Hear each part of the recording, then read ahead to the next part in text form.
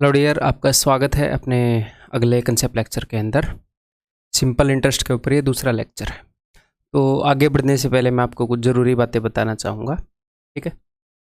काफ़ी ज़रूरी है, सुनिए। जैसे फ़िलहाल मैंने क्या किया, मैं ये बातें इसलिए बताना चाहूँगा कि आप क्या पढ़ रहे हैं, वो कितना इम्पोर्टेंट है, कितना इम्पोर्टेंट नहीं, आपको ये सारी बातें पता चलेंगी। वो एक्चुअल में कितना वैल्यू रखता है जो चीज़ जहाँ से आप पढ़ रहे हैं, कितना इम्पैक्ट आपके सिलेक्शन पर डाल सकता है, और ये जानना ज़रूरी है। जब तक हमें ये नहीं पता चलेगा कि हमारे हाथ में, मान लो आपके हाथ में हीरा है, आपको हीरे की वैल्यू नहीं पता, तो आप उसको घुमा दोगे, उतना संभाल के नहीं रखोगे, है क्या पता कहाँ सस्ते में बेच दोगे। अगर आपको उसकी वैल्यू पता होगी तो देन आप उसको ठीक वैल्यू में बेचोगे, उसका ठीक यूज़ करोगे। तो जैसे कोई भी टीचर है वो कंसेप्ट कैसे इकट्ठे करता है, या फिर कोई भी टीचर है वो कंटेंट कैसे इकट्ठा करता है, कंसेप्ट या कंटेंट, ठीक है? इस सारे चीज़ को मैं कंटेंट ही बोलूँगा, कंसेप्ट प्लस क्वेश्चंस। ये सारा क्या है? ये सारा कंटेंट है कि मैं आपको कौन कौन से कंसेप्ट पढ़ा रहा हूँ, कौन से क्वेश्चन को कैसे सोल्व करना है ये बता रहा हूँ, और कौन कौन से क्वेश्चन मेरे पास इकट्ठे हैं जो मैं आपको दे रहा हूँ, जिनके ऊपर हम प्रैक्टिस करेंगे। That is content. And number 2 we have teaching skill. Teaching skill का क्या मतलब है? टीचिंग स्किल का मतलब है कि अगर मुझे आपको कोई बात समझानी है तो मैं किस वे से उसको समझा रहा हूँ। आप मेरे बताई हुई बात क्लियर कट समझ पाते हो, नहीं समझ पाते हो, वो डिपेंड करता है कि मेरी टीचिंग स्किल कैसी है। अगर टीचिंग स्किल अच्छी है तो देन इन चीज़ों को हम अच्छे से, मैं आप तक डिलीवर कर पाऊँगा, आप इन चीज़ों का भरपूर फ़ायदा उठा पाएंगे। तो ऑफ कोर्स टीचिंग स्किल जो है वही बंदे की लर्निंग कैपेसिटी पर भी डिपेंड करती है कि मैं कितने अच्छे से सीख सकता हूँ, कि सामने वाला कैसे सीखता है, कोई भी पर्सन कैसे सीखता है। और एक्सपीरियंस, अगर मैं जितने ज़्यादा साल पढ़ाता रहूँगा तो उतना ज़्यादा मुझे एक्सपीरियंस होता रहेगा, उतने ही अच्छे से मैं स्टूडेंट से डील करूँगा। एंड नंबर 2, ये जो कंटेंट है ये भी ऐसे ही ओवर द टाइम मैं जितनी मेहनत करूँगा, मान लो कोई भी एग्ज़ाम हुए हैं, कोई भी पहले एग्ज़ाम हुए हैं, CDS कितने सालों से हो रहे हैं, SSC कितने सालों से हो रहे हैं, तो मैं कितनी मेहनत कर सकता हूँ वहाँ से कंटेंट पिक करने के लिए, या फिर जो बढ़िया बढ़िया बुक्स हैं मार्केट में बाहर, ऑनलाइन जो सोर्सेज है, मैं कितनी मेहनत कर सकता हूँ वहाँ से कंटेंट पिक करने के लिए, ठीक है? तो ये तो जो है वो है, एक्सपीरियंस के साथ ग्रो होएगी। अगर आपको अच्छे से समझ में आ रहा है बहुत बढ़िया है, उम्मीद है कि अच्छे से समझ में आ रहा होगा। अब इसके बारे में मैं कुछ बताना चाह रहा था, इसके ऊपर बात करते हैं कि आज के दिन मामला क्या है। आज के दिन ऑनलाइन जो एजुकेशन है उसका बहुत ज़्यादा ट्रेंड चला हुआ है, और लगभग हर एक चीज़ का जो ऑनलाइन वाला मॉड्यूल है ऑफलाइन के कंपैरिजन में, वो ज़्यादा स्पीड से चल रहा है। आप भी ये लेक्चर ऑनलाइन एजुकेशन के कारण ही देख रहे हैं, है ना? तो ऑनलाइन और ऑफलाइन एजुकेशन में एक और चेंज आया है, मैं टीचर के पर्सपेक्टिव से बोल रहा हूँ। जैसे मान लो मैं 5 साल से मान लो पढ़ा रहा हूँ, या मैं 7 साल से पढ़ा रहा हूँ, फॉर एग्जाम्पल मान लो मैं 5 साल से पढ़ा रहा हूँ, तो मेरा जो ब्रेन है वो एक तरीके से फंक्शन करता है। कोई और टीचर है वो 7 साल से पढ़ा रहा है, कोई और टीचर है वो 4 साल से पढ़ा रहा है। तो एक ही कंसेप्ट को अलग अलग पर्सन अलग अलग नज़रिए से देखता है ना? मैक्सिमम कंसेप्ट को तो वो सेम तरीके से देखेंगे, लेकिन हर एक पर्सन का कई बार कुछ चीज़ों को देखने का जो नज़रिया है वो अलग हो जाता है। कई बार इस पर्सन का तरीका फास्ट होएगा, जिस वे से ये चीज़ देख रहा है, कई बार इसका फास्ट होएगा, कई बार इसका फास्ट होएगा, ठीक है? तो फिर मैंने क्या किया, मान लो मैं फ़िलहाल यहाँ पर हूँ, मैं ऐसे ग्रो कर रहा हूँ एक्सपीरियंस के साथ, मैं फ़िलहाल यहाँ पर हूँ और मेरे को 5 साल हो गए टीच करते हुए। तो और ग्रो करने के लिए मेरे को काफ़ी टाइम लग जाएगा। मान लो किसी स्टूडेंट के ऑलरेडी 95% मार्क्स आ रहे हैं, तो उसको 100% लेने के लिए उसको काफ़ी मेहनत करनी पड़ेगी। उस स्टूडेंट के कंपैरिजन में इसके 5% ही मार्क्स आ रहे हैं, उसको 10% लेने में उतनी मेहनत नहीं करनी पड़ेगी। तो ऑलरेडी अगर मैं इतने सालों से पढ़ा रहा हूँ और बार बार सेम सब्जेक्ट को पढ़ा रहा हूँ, तो स्टार्टिंग में काफ़ी तेज़ ग्रोथ होएगी, उसके बाद जो ग्रोथ की स्पीड है वो कम हो जाएगी। तो फिर मैंने एक काम किया कि अच्छा ठीक है, अगर मैं इतने साल से पढ़ा रहा हूँ, मैंने अपना इतना टाइम, इतनी एनर्जी इस काम के अंदर डिवोट किया है, तो और लोगों ने भी डिवोट किया है। जी हाँ, डेफिनेटली। तो मैंने क्या किया कि जो टीचर कई कई सालों से पढ़ा रहे हैं उन सब का कंटेंट भी मैंने कंज्यूम किया, फ्री वाला भी, पेड वाला भी। और इसके अंदर जितने भी टीचर्स को आप ऑनलाइन इस मार्केट के अंदर जानते हैं, मतलब ऑलमोस्ट सबका जो मेरे को लगा कि हाँ ये डिसेंट वे में डिलीवर कर रहे हैं चीज़ें, अच्छी चीज़ें डिलीवर कर सकते हैं, 1% भी अगर मुझे चांस लगा तो मैंने उनकी बुक्स का कंटेंट, उनके कोर्सेज का कंटेंट, फ्री वाला, पेड वाला, हर एक कंज्यूम किया। तो उसमें मेरे को 2-3 तरह की चीज़ें मिली। 2-3 तरह की चीज़ें कैसी मिली? एक तो ऐसी चीज़ मिली जो वो टीचर थोड़े से बेटर वे में पढ़ा रहे थे, मेरे से थोड़े से बेटर वे में एक कंसेप्ट को पढ़ा रहे हैं। मैं कहे तो बहुत बढ़िया है, यहाँ पर मेरे को कुछ सीखने को मिला। दूसरी ऐसी चीज़ मिली कि लगभग 80% to 90% की सारे टीचर एक तरीके से पढ़ा रहे हैं, क्योंकि अल्टीमेटली तो सारे आदमी ही हैं, एक ही तरीके से चीज़ों को देख रहे हैं। Over the period of time सारे एक बेस्ट तरीके से चीज़ों को सॉल्व करने लग जाते हैं। यहाँ पर मैं कंटेंट की बात कर रहा हूँ कि कंसेप्ट कौन से यूज़ हो रहे हैं, क्वेश्चंस की कलेक्शन क्या है। और तीसरी ऐसी चीज़ें मिली जहाँ पर मैं फास्ट हूँ, कि भाई यहाँ पर इस कंसेप्ट को जिस नज़रिए से मैं देखता हूँ वो फास्ट है, ये टीचर यहाँ पर ये स्लो कर रहे हैं, ये इम्प्रूव कर सकते हैं। ठीक है, तो जहाँ पर मैं फास्ट था वहाँ पर तो इम्प्रूवमेंट नहीं हुई, जो 80-90% सेम था वहाँ पर इम्प्रूवमेंट नहीं हुई। जहाँ पर दूसरे टीचर फास्ट थे वहाँ पर मेरे को फास्ट कंसेप्ट मिला है। और कई बार क्या हुआ कि ये उस तरीके से फास्ट हैं, जब इनका दिमाग मिला और मेरा दिमाग मिला, दोनों का देखने का नज़रिया मिला, तो ये तरीका था, इससे भी फास्ट तरीका ओवरऑल मैंने डेवलप कर लिया, मतलब मैं डेवलप कर पाया। वो उस तरीके से देख रहे हैं, मैं इस तरीके से, मैंने आज तक उस तरीके से देखा नहीं था, मैंने देखा तो और फास्ट तरीका आ गया। यहाँ पर जो मुझे तरीका मिला उससे ही फास्ट तरीका मुझे मिल गया। तो क्या हुआ, सपोज मैंने 200 घंटे का कंटेंट देखा कहीं पर, तो हो सकता है वहाँ पर मुझे 5 ही कंसेप्ट ऐसे मिले हों जहाँ पर चीज़ें इंप्रूव हुई हों, लेकिन एक टाइम के बाद तो जो ग्रोथ है वो धीरे धीरे ही होती है। तो ये सारी चीज़ें मैं आपको क्यों बता रहा हूँ, ये सारी चीज़ें मैं आपको ये इसलिए बता रहा हूँ कि फ़िलहाल जो आप कोर्स कर रहे हैं उसके अंदर जो कंटेंट है, यानी कि जो कंसेप्ट्स हैं क्वेश्चंस को सॉल्व करने में यूज़ हो रहे हैं, जो क्वेश्चंस की कलेक्शन है वो टॉप नॉच है। मैंने इसके पीछे बहुत ज़्यादा मेहनत कर रखी है, मैंने अपनी मेहनत भी इसके अंदर जोड़ी है और भी लोगों की मेहनत मैंने, अगर मैं किसी एक्सपर्ट की मदद लेता हूँ तो क्या होएगा, जो जर्नी 3 साल में हम कवर करेंगे वो हम 1 महीने में कवर कर जाएंगे। ठीक है, तो जो भी कंटेंट अवेलेबल है उसमें से बेस्ट चीज़ें आपको यहाँ पर मिल रही हैं। ये बेस्ट चीज़ों का मिक्सचर है फिलहाल जो आपको चीज़ें मिल रही, क्लियर है। ये नहीं है कि सिर्फ टीचर्स का कंटेंट, जितने भी प्रीवियस ईयर पेपर रेलवे के हैं, CDS के हैं, SSC के हैं, वो सारे भी सॉल्व करके कैट के जितने भी क्वेश्चन हैं उनमें से रिलेवेंट क्वेश्चन उठाए गए हैं। जो मतलब जो अपनी NCERT RD शर्मा वो जो बुक्स है वहाँ से भी एडवांस मैथ्स के लिए बहुत सारे क्वेश्चन उठाए गए हैं। मतलब मैंने बहुत सारे क्वेश्चन सोल्व किए हैं, तब जाके आपको ये मैथ्स का कोर्स मिल रहा है फिलहाल। ठीक है, तो टीचिंग स्किल मेरी जैसी है, अगर आपके साथ रिदम बन रही है तो दैट इज़ परफेक्ट। तो ये मैं क्यों बता रहा हूँ, ताकि आपको पता चले कि जो चीज़ आपको दी गई है वो कितनी खतरनाक है। इसके बाद आपको एक भी क्वेश्चन कहीं से करने की ज़रूरत नहीं है, एक सिंगल क्वेश्चन भी। इसी कोर्स को रिपीट करते रहो, इसके बाद आप डायरेक्टली क्या करो, सिर्फ मॉक टेस्ट दो। ठीक है, मॉक टेस्ट किसी भी बढ़िया कंपनी के उठा के दो, वहाँ पर आजकल बहुत सारी मॉक टेस्ट की कंपनियाँ प्रीवियस ईयर पेपर के मॉक टेस्ट भी दे रहे हैं, उनको भी दो। जो वो खुद बना रही है उनको भी दो, और अपनी स्ट्रेटजी अटेम्प्ट करने की बनाओ। कंटेंट के लिए आपको कोई भी टेंशन लेने की ज़रूरत नहीं है। ठीक है, this is the best content available now. And 2 तरीके से कंटेंट आपको दिया जा सकता है। एक तो आपको कंटेंट दिया जा सकता है कि मैं आपको लाइव पढ़ा दूं, और दूसरा आपको कंटेंट दिया जा सकता है कि मैं आपको रिकॉर्ड करके पढ़ा दूं, रिकॉर्डिंग मैं आपको दे दूं। और एक तीसरे तरीके से कंटेंट दिया जाता है VOD बैच की लाइव का ही रिकॉर्डिंग आपको दे दिया।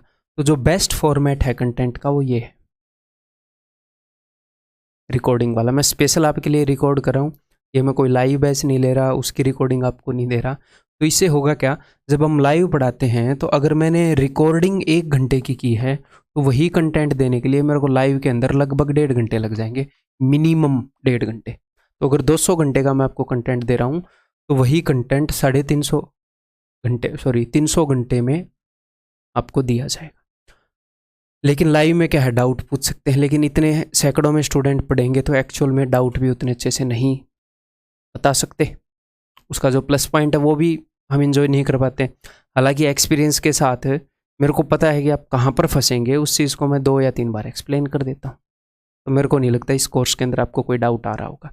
और जहाँ पर भी डाउट आ रहा होगा यानी कि उस पार्ट में आपको सोचने की ज़रूरत है। कई क्वेश्चन ऐसे हैं जहाँ पर आपको अपना दिमाग लगाना पड़ेगा बैठ के, फिर वो क्लियर होंगे।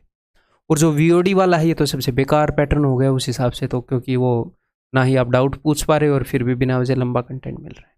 तो आपको बेस्ट कंटेंट मिल रहा है, बेस्ट फॉर्मेट में मिल रहा है। ये जो कंटेंट मैं आपको दे रहा हूँ इसको पूरा करना कोई छोटी मोटी बात नहीं है, लेकिन अगर आप एक्चुअल में सिलेक्शन लेना चाह रहे हैं तो इसे 2-3 बार रिपीट कर लो। आपके सिलेक्शन को कोई नहीं रोक सकता, कोई नहीं रोक सकता। सीधी बात मैं बता रहा हूँ, मैंने आपको बता दिया आपको कितनी खतरनाक चीज़ मिल रही है, तो 100% कॉन्फिडेंट होके आप इसे यूज़ करें। ठीक है, हाँ 11 मिनट मैंने ये बात आपको बताई है तो ये बहुत ज़्यादा ज़रूरी थी। तो अब हम स्टार्ट कर लें अपने कंसेप्ट लेक्चर 2 को।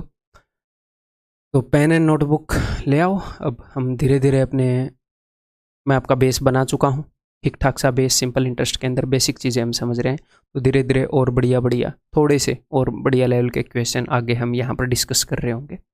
हर एक क्वेश्चन का सोल्यूशन मेरा देखने से पहले आपने खुद सॉल्व करना है, फिर मेरा सोल्यूशन देखना है। ठीक है, तो जो 1 घंटे की क्लास है उसे देखने में हो सकता है आपको 1.5 घंटे लग जाए, 2 घंटे लग जाए, तो वो तो ऐसे लगेगा ही। आपको वीडियो पॉज करके देखनी पड़ेगी, खुद टाइम देना पड़ेगा। स्टार्ट करें फिर, let's begin. Direct question shoot करते हैं भाई। कंसेप्ट आपको बता चुका हूँ, देखो। ₹500 वाज, और ध्यान से प्यार से, कोई जल्दबाजी नहीं, आराम से स्टेटमेंट को समझते हुए क्वेश्चन को करना है। कोई जल्दबाजी नहीं, कोई ट्रेन नहीं छूट रही, आराम से प्यार से, सीखने में टाइम लगता है। ₹500 was invested at 12% per annum simple interest and a certain sum of money was invested at 10% per annum। ठीक है, 500 रुपये को 12% पे दिया गया, कुछ और रुपए थे उनको 10% पर दिया गया। If the sum of interest on both the sum, और दोनों सम के ऊपर जो ब्याज लगा ऑन बोथ द सम, 4 साल में वो 480 था, तो दोनों सम्स के ऊपर 4 साल में 480 रुपये लगा, 1 साल में कितना लगा होगा लिखने की जरूरत नहीं है। 120 रुपये, 120 रुपये ब्याज लग रहा है दोनों सम के ऊपर मिला के 1 साल में। अब देखो ये ब्याज 2 जगह से आया है, एक तो 500 रुपये के ऊपर 12% और एक और सम है पता नहीं वो कितना है उसके ऊपर 10%। तो 500 का 12% में निकाल सकता हूँ। 500 का 12% क्या है जी, 12 5 60, तो 60 रुपये तो यहाँ से आया, और बाकी के जो 60 रुपये, टोटल ब्याज 120 आया, बाकी के जो 60 रुपये आए हैं वो आए हैं किसी और सम के ऊपर जब 10% ब्याज लगा, तो उस सम का 10% क्या है 60, तो उस सम का 100% क्या हो जाएगा जी 600। तो जो दूसरा सम दिया गया था वो 600 रुपये था। ठीक है, क्लियर है, समझ रहे हैं, आगे बढ़े। ये देखो, A lends ₹2,500 to B and a certain sum to C. A ने कुछ रुपए बी को दिए 2,500 और कुछ रुपए सी को दिए at the same time at 7% annual simple interest, यानी कि 7% रेट लग रही है पर एनम। ठीक, आफ्टर 4 ईयर्स ए को 1120 रुपये मिले from B and C, then the sum lent to C. पिछले वाले क्वेश्चन जैसा ही है, 4 साल में उसको दोनों जगह से जो ब्याज मिला वो इतना मिला 4 साल में, 1 साल में कितना मिला होगा ये मनी मन में कर सकते हैं। 112 का आधा होता है जी 56, 56 का आधा 28, यानी कि 280 रुपये। 1 साल में 280 रुपये ब्याज लग रहा है। ठीक है जी, तो ये जो ब्याज लग रहा है ये किस रेट के हिसाब से लग रहा है, 2,500 के ऊपर भी 7% और जो दूसरा सम था उसका भी 7%। तो ये जितना भी टोटल रुपया दिया गया है उसके ऊपर 7% के हिसाब से रेट लग रहा है। तो ये मतलब कि जो भी टोटल रुपये दिए गए थे, ए ने कुछ बी को दिए कुछ सी को दिए, जो भी उसने टोटल दोनों को दिए उससे भी 7% ब्याज ले रहा है, उससे भी 7% ब्याज ले रहा है। ओवरऑल वो जितना भी रुपया उसने उधार दिया उसका 7% ब्याज ले पा रहा है 1 साल में। तो अगर 7% की वैल्यू इतनी है तो ये 7 का 40 गुना है, 7 चौके 28, तो 100% की वैल्यू कितनी हो जाएगी 4,000।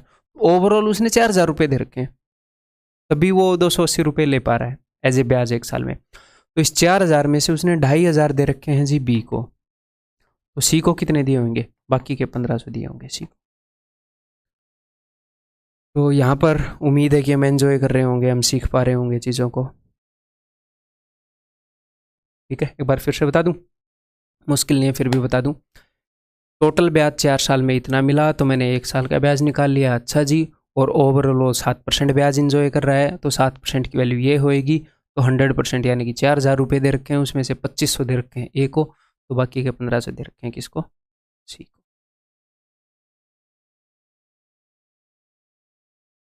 अगला क्वेश्चन करो भाई।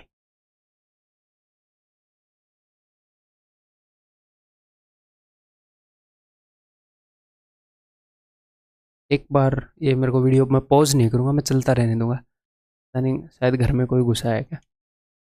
2 मिनट इस क्वेश्चन को करते रहो, वीडियो बीच में रोकेंगे नहीं, कोई दिक्कत नहीं है, बिना पॉज किए।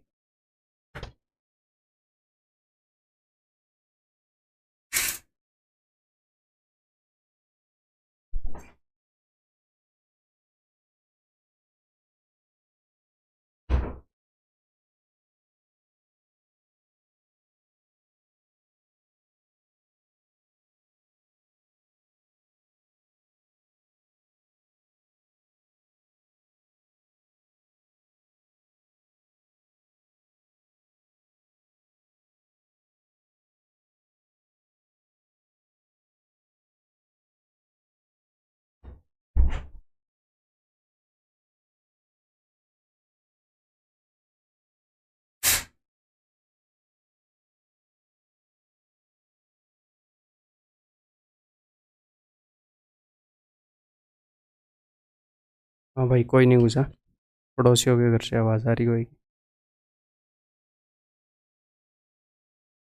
हेलो,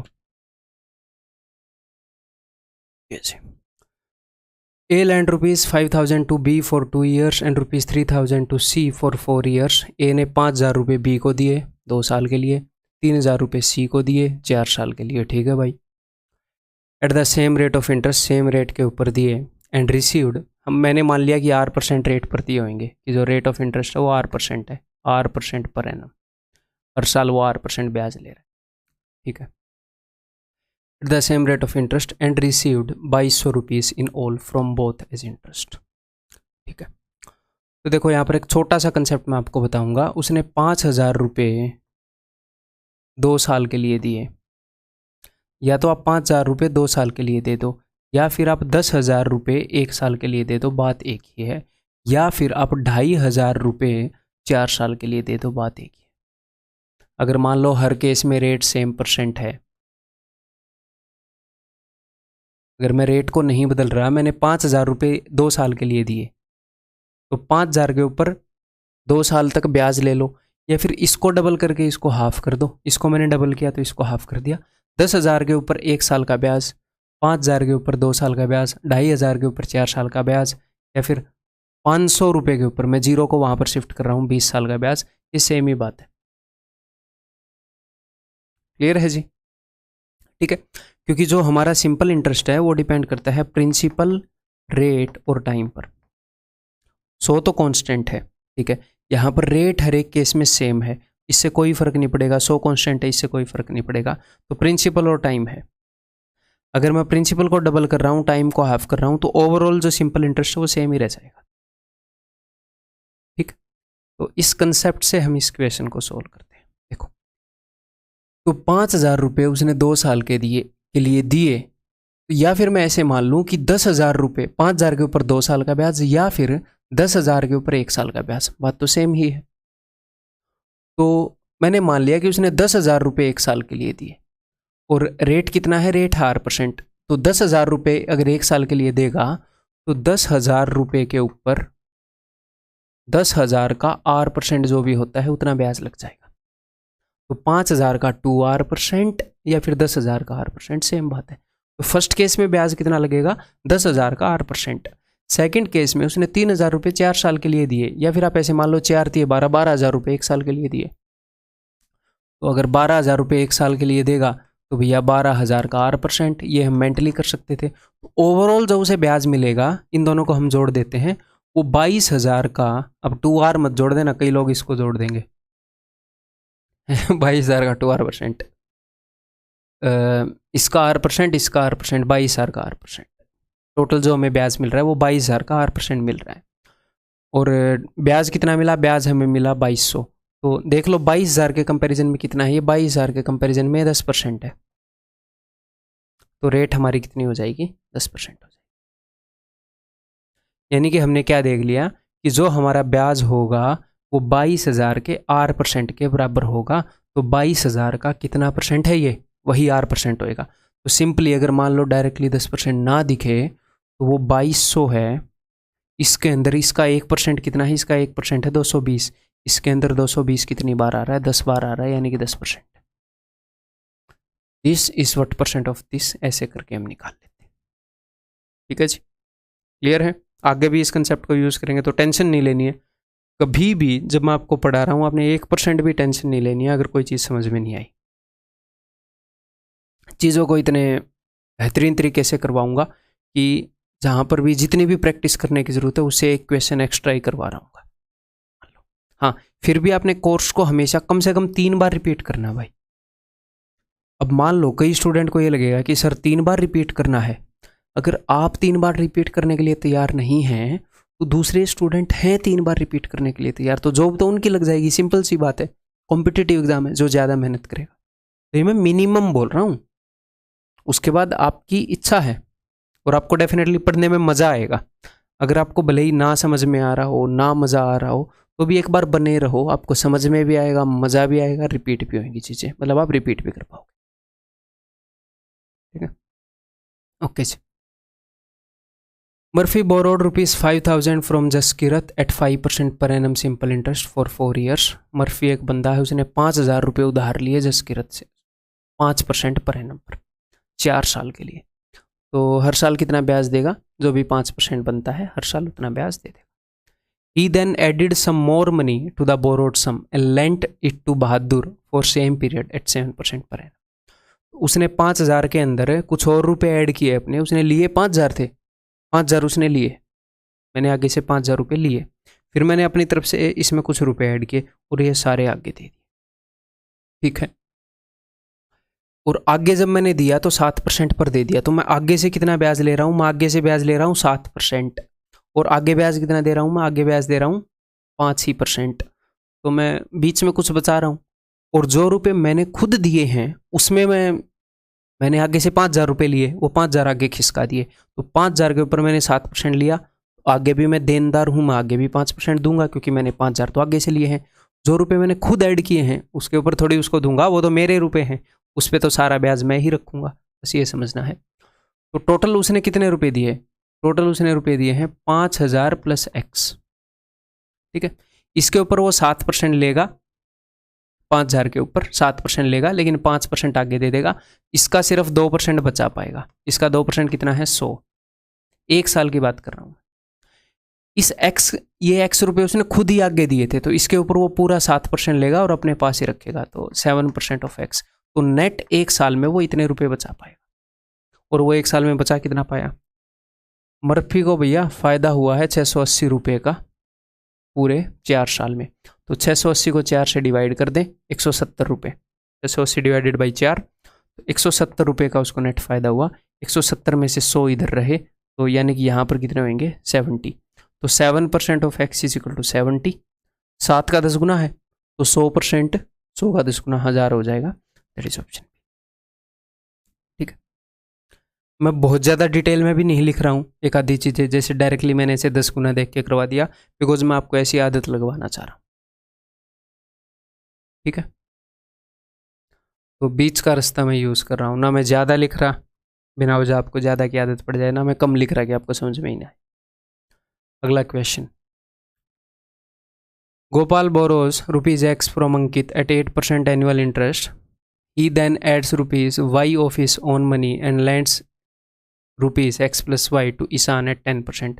उसने आगे से कितने रुपए लिए हैं जी, मैंने कहीं से X रुपए लिए, ठीक है, फिर मैंने उसके अंदर Y रुपए और ऐड लिए, y रुपए और ऐड किए और आगे दे दिए। तो जो x रुपए मैंने आगे से लिए थे उसके ऊपर आगे से मैंने जिस रेट पर रुपए लिए हैं उतने रुपए देने पड़ेंगे, लेकिन y रुपए मेरे खुद के हैं, उनका सारा ब्याज मैं खुद रखूँ। ठीक है, तो उसने किस रेट पर लिए हैं? गोपाल ने अंकित से 8% पर लिए हैं। ठीक है, और आगे उसने दे दिए हैं ईशान को 10% पर। ठीक है, eight the end of the year, साल के एंड में, आफ्टर रिटर्निंग अंकित ड्यू, जब उसने अंकित से रुपए लिए थे ना, अंकित को जब उसने, गोपाल भाई ने जब रुपए दे दिए, the net interest retained by Gopal is the same that accrued to Ankit. मान लो कौन है गोपाल, मैं हूं गोपाल, तो मैंने आगे से रुपए लिए, कुछ मैंने खुद ऐड कर दिए, फिर सारे आगे दे दिए। तो साल के एंड में क्या हुआ, मैंने उसको जितना इंटरेस्ट दिया है बंदे को, उससे रुपए लिए थे, उसके पास जितनी बचत हुई है और मेरे पास जो बचत हुई है वो सेम है। तो आगे से मैंने कितने रुपए लिए थे? मैंने सिर्फ एक्स लिए थे। तो अंकित को मैंने 8% पर लिए थे, तो उसको तो मैं 8% दे दूंगा, 8% ऑफ एक्स में दे दूंगा। ये ले भाई, तेरे से एक्स रुपए लिए हैं 8% पर, ले एक्स का 8%। अब मेरे पास कितने बचेंगे? मैंने आगे एक्स प्लस वाई दिए हैं, तो इस पूरे के ऊपर 10% मामला आएगा मेरे पास, इस पूरे का 10%। तो एक्स का 8% तो मैं आगे फॉरवर्ड कर दूंगा, मेरे पास एक्स के 2% की बचत होगी, और वाई जो है ये मेरा ही रुपया है, वाई का पूरा 10% की बचत होगी, 10% ऑफ वाई। तो ये मेरी बचत है और ये उस बंदे की बचत है, और ये दोनों इक्वल हैं। तो यहाँ पर हमें पता लग रहा है कि 6% of x is 10% of y. यहाँ पर एक्स और वाई का रेशियो हम निकाल सकते हैं। 2 से काट दिया मैंने। ठीक है, अब आगे इन्होंने क्या बताया है, ध्यान से सुनिएगा। ऑन दी अदर हैंड, ये तो इस हैंड पर रुपए लिए थे, अब दूसरे हैंड की बात हो रही, दूसरे हाथ पर।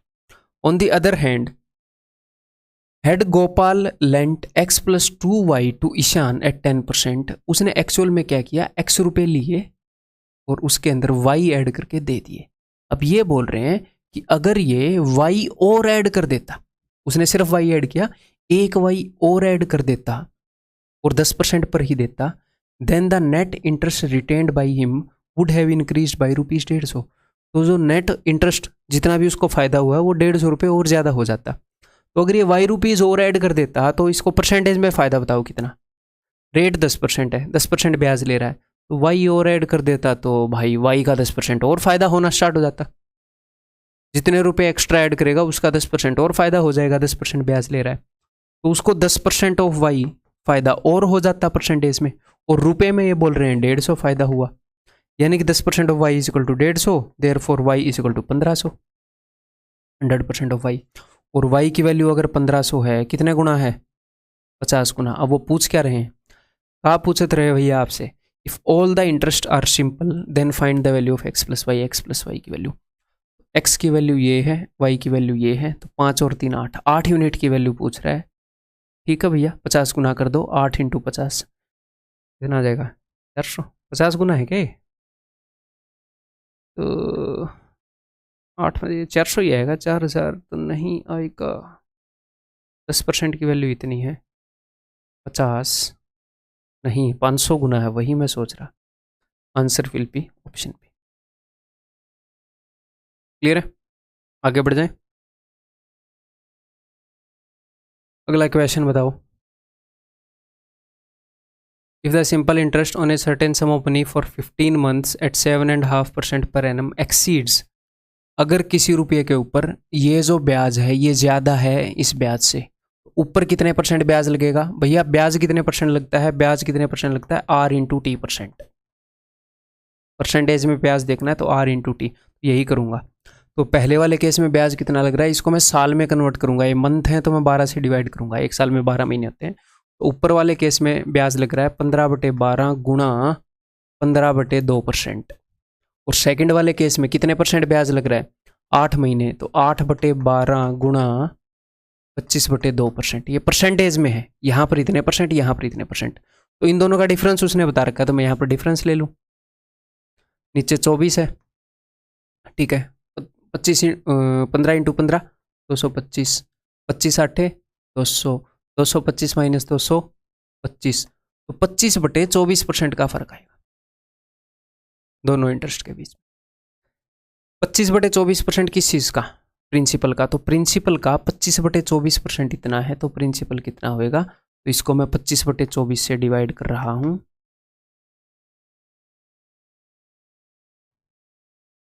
32.50 को मैंने डिवाइड कर दिया 25/24 से, ये आ गया 1%, और 100 से मल्टीप्लाई करूंगा, ये आ गया 100%। That's it. इस पॉइंट से 2 0 गई, 25, 25 एकम 25, 25 साते 75, 170, 24 साते 168, 16, 24 और 16 4080। गलत चला गया क्या मैं? 24 साते 168, 16, 24 और 16 तो यार 40 ही होएगा। कहाँ गलत हो गए भैया हम? तो 25 से गलत क्या होएगा फिर? 25 से कम 75, 24 दिए 72, 7, 24 और 7, 3120। आंसर इस ऑप्शन सी। क्लियर है? Getting me? अगला क्वेश्चन बताओ।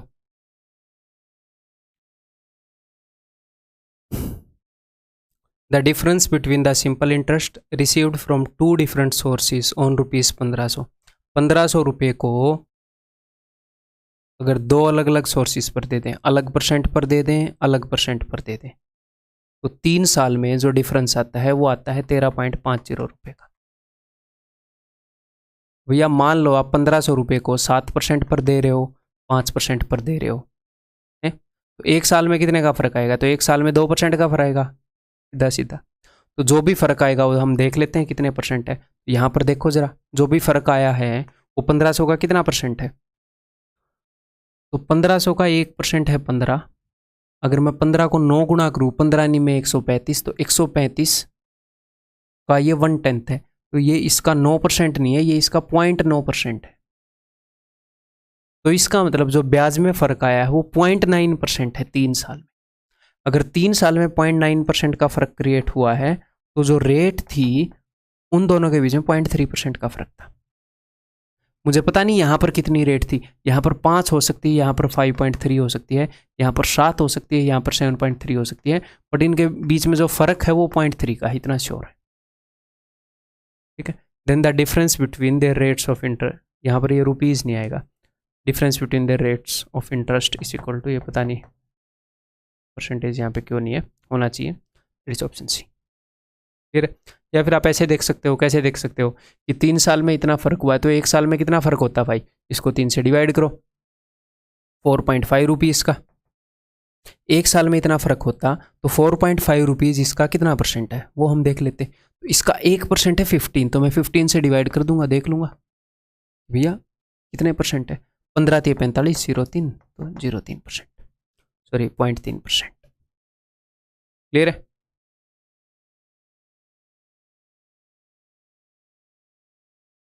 If rupees 12,000 is divided into 2 parts such that the simple interest on the first part for 3 years at 12% per annum is equal to simple interest on the second part for 4.5 years at 16% per annum। 12,000 रुपये को 2 हिस्से में दे दिया, इस तरीके से दे दिया पहले हिस्से के ऊपर 3 साल के अंदर 12% के हिसाब से जो ब्याज है वो सेम है जितना दूसरे हिस्से के ऊपर 4.5 साल में 12% के हिसाब से ब्याज होगा। तो फर्स्ट पार्ट को मैंने मान लिया कि भैया एफ रुपीज़ होंगे, एफ का कितने परसेंट की हम बात कर रहे हैं, तो ब्याज कितने परसेंट लगता है वो कैसे पता चलता है? रेट इनटू टाइम, ब्याज कितने परसेंट है, तो एफ का कितने परसेंट, एफ का 12 तो ये 36%, is equal to second sum मैंने एस मान लिया, एस का बस मल्टीप्लाई कर दो 16 × 9/2। एग्जैक्ट निकालना जरूरी नहीं है, अलग से ऐसे ही रख दो, इनको काटते रहो। एफ का इतने percent is equal to S का इतने परसेंट। ठीक है, एफ और एस का रेशियो मिल जाएगा, 2 × 16, 9 × 8 72, 36 × 9 72, तो F by S is equal to 2/1। ठीक है, एफ और एस का रेशियो मिल गया। टोटल कितने रुपए थे? टोटल रुपए थे 12,000। टोटल यूनिट्स के अंदर कितने हैं? 3, 3 की वैल्यू 12,000, ये 3 का 4,000 गुना है, 3 चौके 12। ठीक है, उसने पूछा क्या ग्रेटर सम, तो 2 का 4 गुना कितना होएगा? 2 चौके 8, 8,000। Answer will be option. ऐसे क्वेश्चंस कई आते हैं, तो 3-4 क्वेश्चन मैंने लिए हैं, टेंशन मत लो। बताओ। CGL 2018 Tier 2 का क्वेश्चन है। Sum of rupees 5,000 is divided into 2 parts such that the simple interest on the first part. तो फर्स्ट पार्ट का कितना परसेंट भाई, कितना परसेंट, टाइम और रेट का मल्टीपल, ब्याज इतना ही परसेंट होता है। तो 5 चौके 20 और 21/5 गुणा में 18 20/3। फर्स्ट पार्ट का इतना परसेंट जो है वो डबल है। अच्छा ठीक है, डबल है, किससे डबल है भाई, सेकंड पार्ट के इतने परसेंट से। 4 दूनी 8 और 3 11/4 गुणा 4, दैट्स इट। रेशियो निकाल लो, 3 7 21, 5 चौके 20, 4 4 2 2, ठीक है। फर्स्ट और सेकंड पार्ट का रेशियो, यहाँ पर हमारे पास क्या है 11 और यहाँ पर हमारे पास क्या है 7 14, ठीक है। तो फर्स्ट पार्ट अगर 11 यूनिट है तो सेकंड पार्ट जो है 14 यूनिट है, और दोनों पार्ट मिलकर कितने हैं 25 यूनिट है। और यहाँ पर क्या बताया गया है, इतने हैं। तो 25 से अगर आप इसको काटोगे, 25 दूनी 50, 200 गुना है। एक्चुअल चीज़ें रेशियो की 200 गुना है। अब इन्होंने पूछा क्या, इन्होंने पूछा है डिफरेंस। इनका डिफरेंस कितना है भाई, इनका डिफरेंस है 3, एक्चुअल चीज़ें 200 गुना है, तो 600 है actual difference. That is option D, ठीक है। अच्छा कर रहे हैं हम, आगे बढ़ें। बताओ,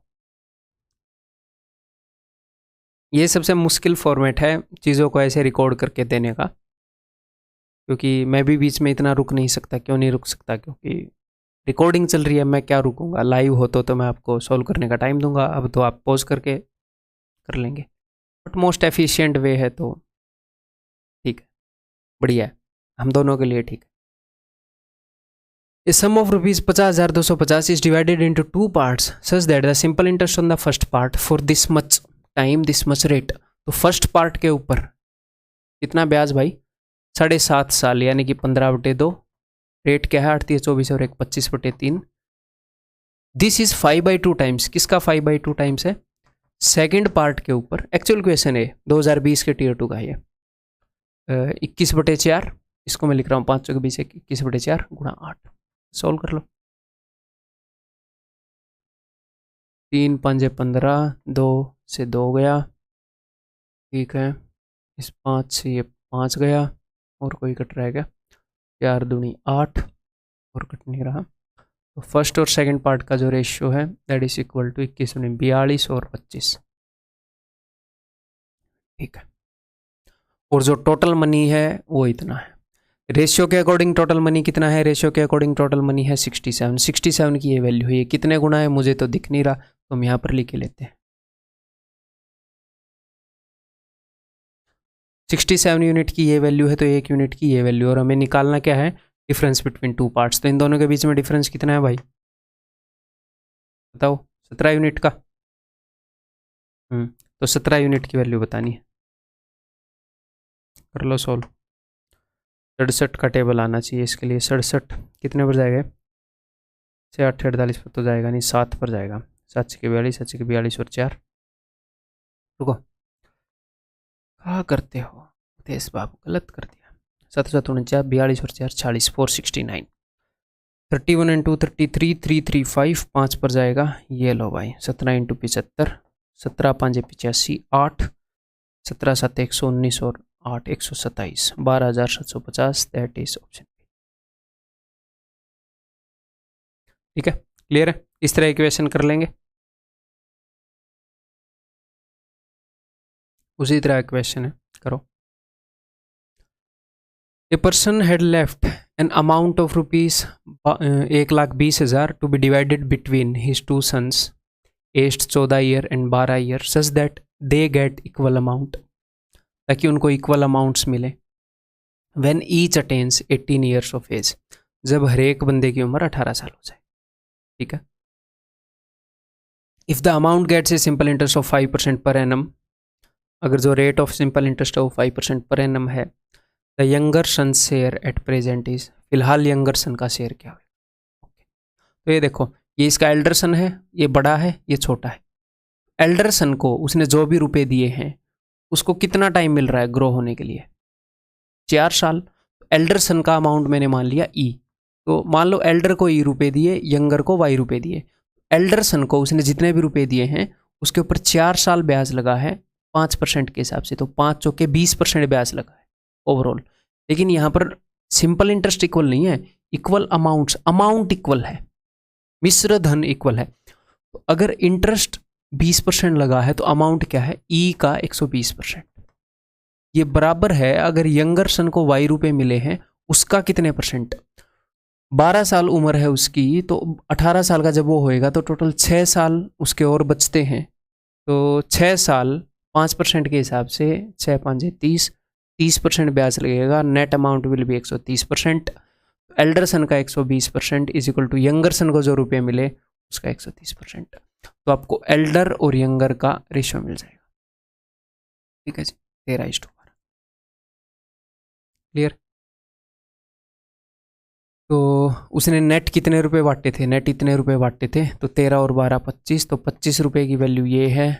क्या पूछ रहे हैं वे, यंगर सन को कितना मिला, तो 12 की वैल्यू पूछ रहे हैं। अगर 25 की वैल्यू वो है तो 1 की वैल्यू कितनी होएगी, ये 12 की वैल्यू कितनी होएगी, 25 चौके 100। अब मेरे पास 12 है, 12 है, एक 4 है, इस 4 में से एक 2 इधर दे दो, एक 2 इधर दे दो, दोनों 24 हो जाएंगे। और बिकॉज स्क्वायर करना हमारे लिए इजी होता है, और 24 का स्क्वायर तो हमें याद है 576। Answer will B 57,600। ओके, आगे बढ़े, बताओ जी। If rupees 7700 are divided among 3 brothers Anuj, Vijay and Dheeraj in such a way that the simple interest on each part at 5% per annum after 1, 2 and 3 years respectively remains equal। जो simple interest है, अब की बार amount equal नहीं है, अब की बार simple interest equal है। ठीक, तो 3 हिस्सों में रुपए बांटे हैं, एक के ऊपर 1 साल का, एक के ऊपर 2 साल का, एक के ऊपर 3 साल का, जो ब्याज है वो बराबर है। और रेट कितनी है, 5%। तो 5 एकम 5%, 5। तो अनुज को मान लो ए रुपए दिए गए हैं, तो अनुज को जितने भी रुपए दिए गए उसके ऊपर ब्याज कितना लगा है, 5%। तो उसका 5% इज इक्वल टू विजय का 2 साल के लिए 5% की रेट, विजय को जो भी रुपए दिए हैं उसका 10% बराबर है 15% ऑफ धीरज। ठीक है, तो यहाँ पर आप 5 से काट सकते हैं, 5 एकम 5, 5 दूनी 10, 5 3 15। और जब भी आपके सामने ऐसी सिचुएशन आए तो आपने क्या करना होता है, हम रेशियो में सीखेंगे ऐसे। ठीक है, अब यहाँ पर 2 काम कर सकते हैं। एक तो ऐसे कर सकते हैं कि आपको ए वी और डी का रेशियो मिल जाएगा, ए वी और डी का। अगर ए वी और डी के गुणा में जो भी चीज़ें हैं उनका रेसिप्रोकल वहाँ पर लिख दो। 1 का रेसिप्रोकल 1/1, 2 का रेसिप्रोकल 1/2, 3 का रेसिप्रोकल 1/3, और इन सब को आप मल्टीप्लाई कर दो 3, 2 और 1 के एलसीएम से, यानी कि 6 से। हम रेशियो को सेम चीज़ से मल्टीप्लाई करेंगे तो कोई फर्क नहीं पड़ता, रेशियो तो रेशियो रहता है। अगर 2 चीज़ों का रेशियो 1:2 है और आपने इनको डबल कर दिया तो रेशियो 2:4 हो जाएगा, वो बात तो सेम ही है, ये डबल है इससे। तो 6 3 2 ये हम रेशियो के अंदर सीखने वाले हैं। या फिर हम ये कर सकते हैं, इसी चीज़ को अचीव करने का एक थोड़ा सा इसे फास्ट तरीका है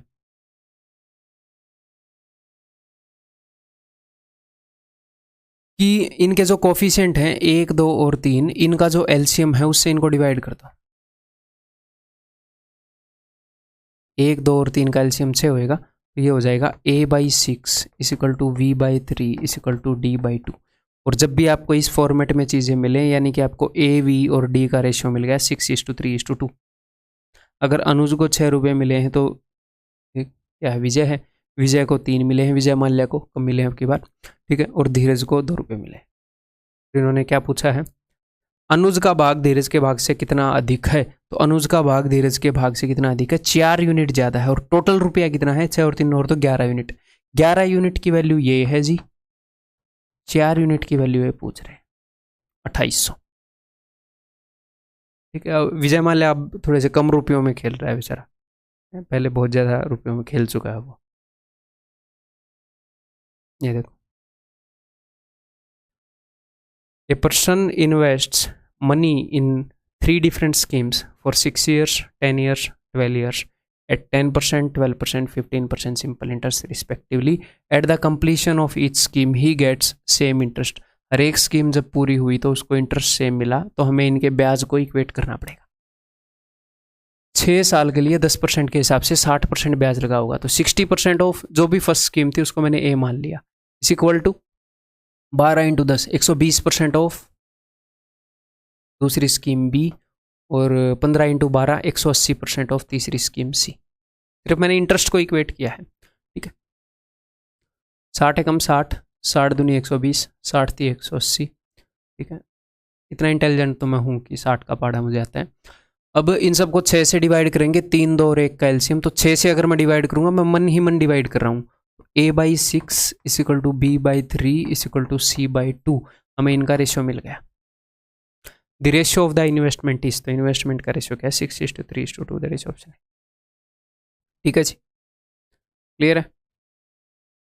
ये सवाल करो, अब देखता हूँ कितने लोग करेंगे। CGL Tier 2 का सवाल है, 2015 में पूछा गया था, यानी कि एक्चुअल क्वेश्चन है जो एग्जाम में पूछा गया था।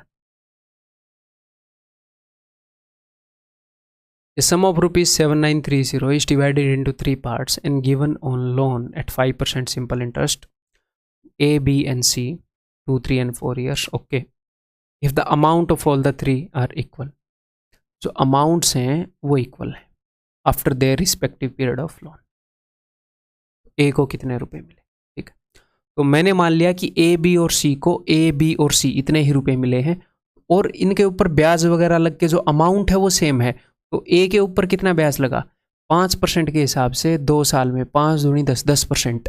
अमाउंट की बात हो रही है तो 110% ऑफ ए, ब्याज की नहीं अमाउंट की। 5 दिए 15, 115% ऑफ बी इस इक्वल टू 5 चौके 20, 120% ऑफ सी। इस चीज़ का हमें रेशियो निकालना है, तो काट लें इनको, इसी रंग से काट लेते हैं। 5 से 22, 5 से 23, 5 से 24। तो अभी आप क्या करोगे, 22, 23 और 24 का एलसीएम लोगे और उसके बाद उससे डिवाइड करोगे। लेकिन ऐसा करना थोड़ा सा लेंदी हो जाएगा, उसी काम को थोड़ा सा फास्ट अचीव करने का तरीका बताऊं। आप इनका एलसीएम मत लो, एलसीएम से डिवाइड करना ज़रूरी नहीं है। आप 22, 23 और 24 के प्रोडक्ट से डिवाइड करो।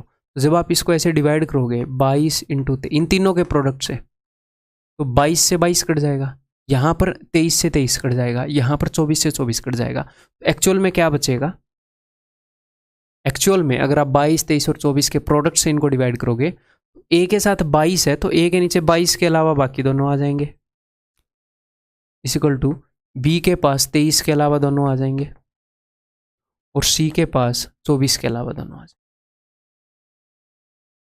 है ना। मैंने इन सब के प्रोडक्ट से डिवाइड कर दिया।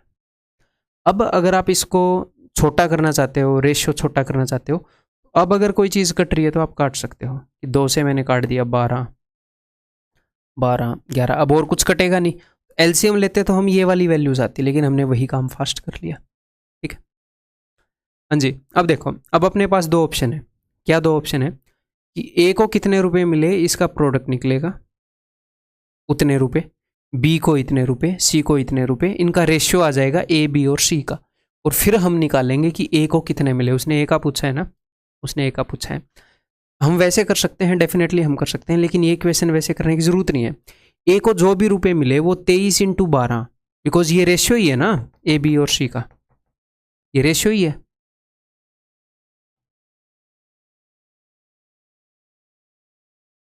तो ए को जो भी रुपए मिले वो 23 का मल्टीपल है। ये एक्चुअल क्वेश्चन है, एग्जाम में आया हुआ एक्चुअल वैल्यूज है, मैंने कुछ भी चेंज नहीं किया है। तो 23 का मल्टीपल होना ज़रूरी है ए को जो भी रुपए मिले उसका, ठीक है। तो हम देख लेते हैं कि 23 के मल्टीपल कितने हैं। ये तो नहीं है भाई 23, ये है, ये पॉसिबल आंसर है।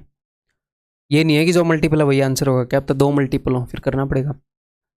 ये नहीं है, ये भी नहीं है, तो एक ही पॉसिबल आंसर है, दैट इज ऑप्शन बी, ठीक है। तो एग्जाम में हम इसको ऐसे करेंगे, अदरवाइज आप कैसे कर सकते हो, जो अपना नॉर्मल तरीका है, इनके प्रोडक्ट को सोल्व करो, इनके प्रोडक्ट को सोल्व करो, इनके प्रोडक्ट को सोल्व करो, ए को कितने रुपए मिलेंगे, दिस डिवाइडेड बाई इन तीनों का सम गुणा में, ये तो आप कर ही सकते हैं ना। ये बताओ अब,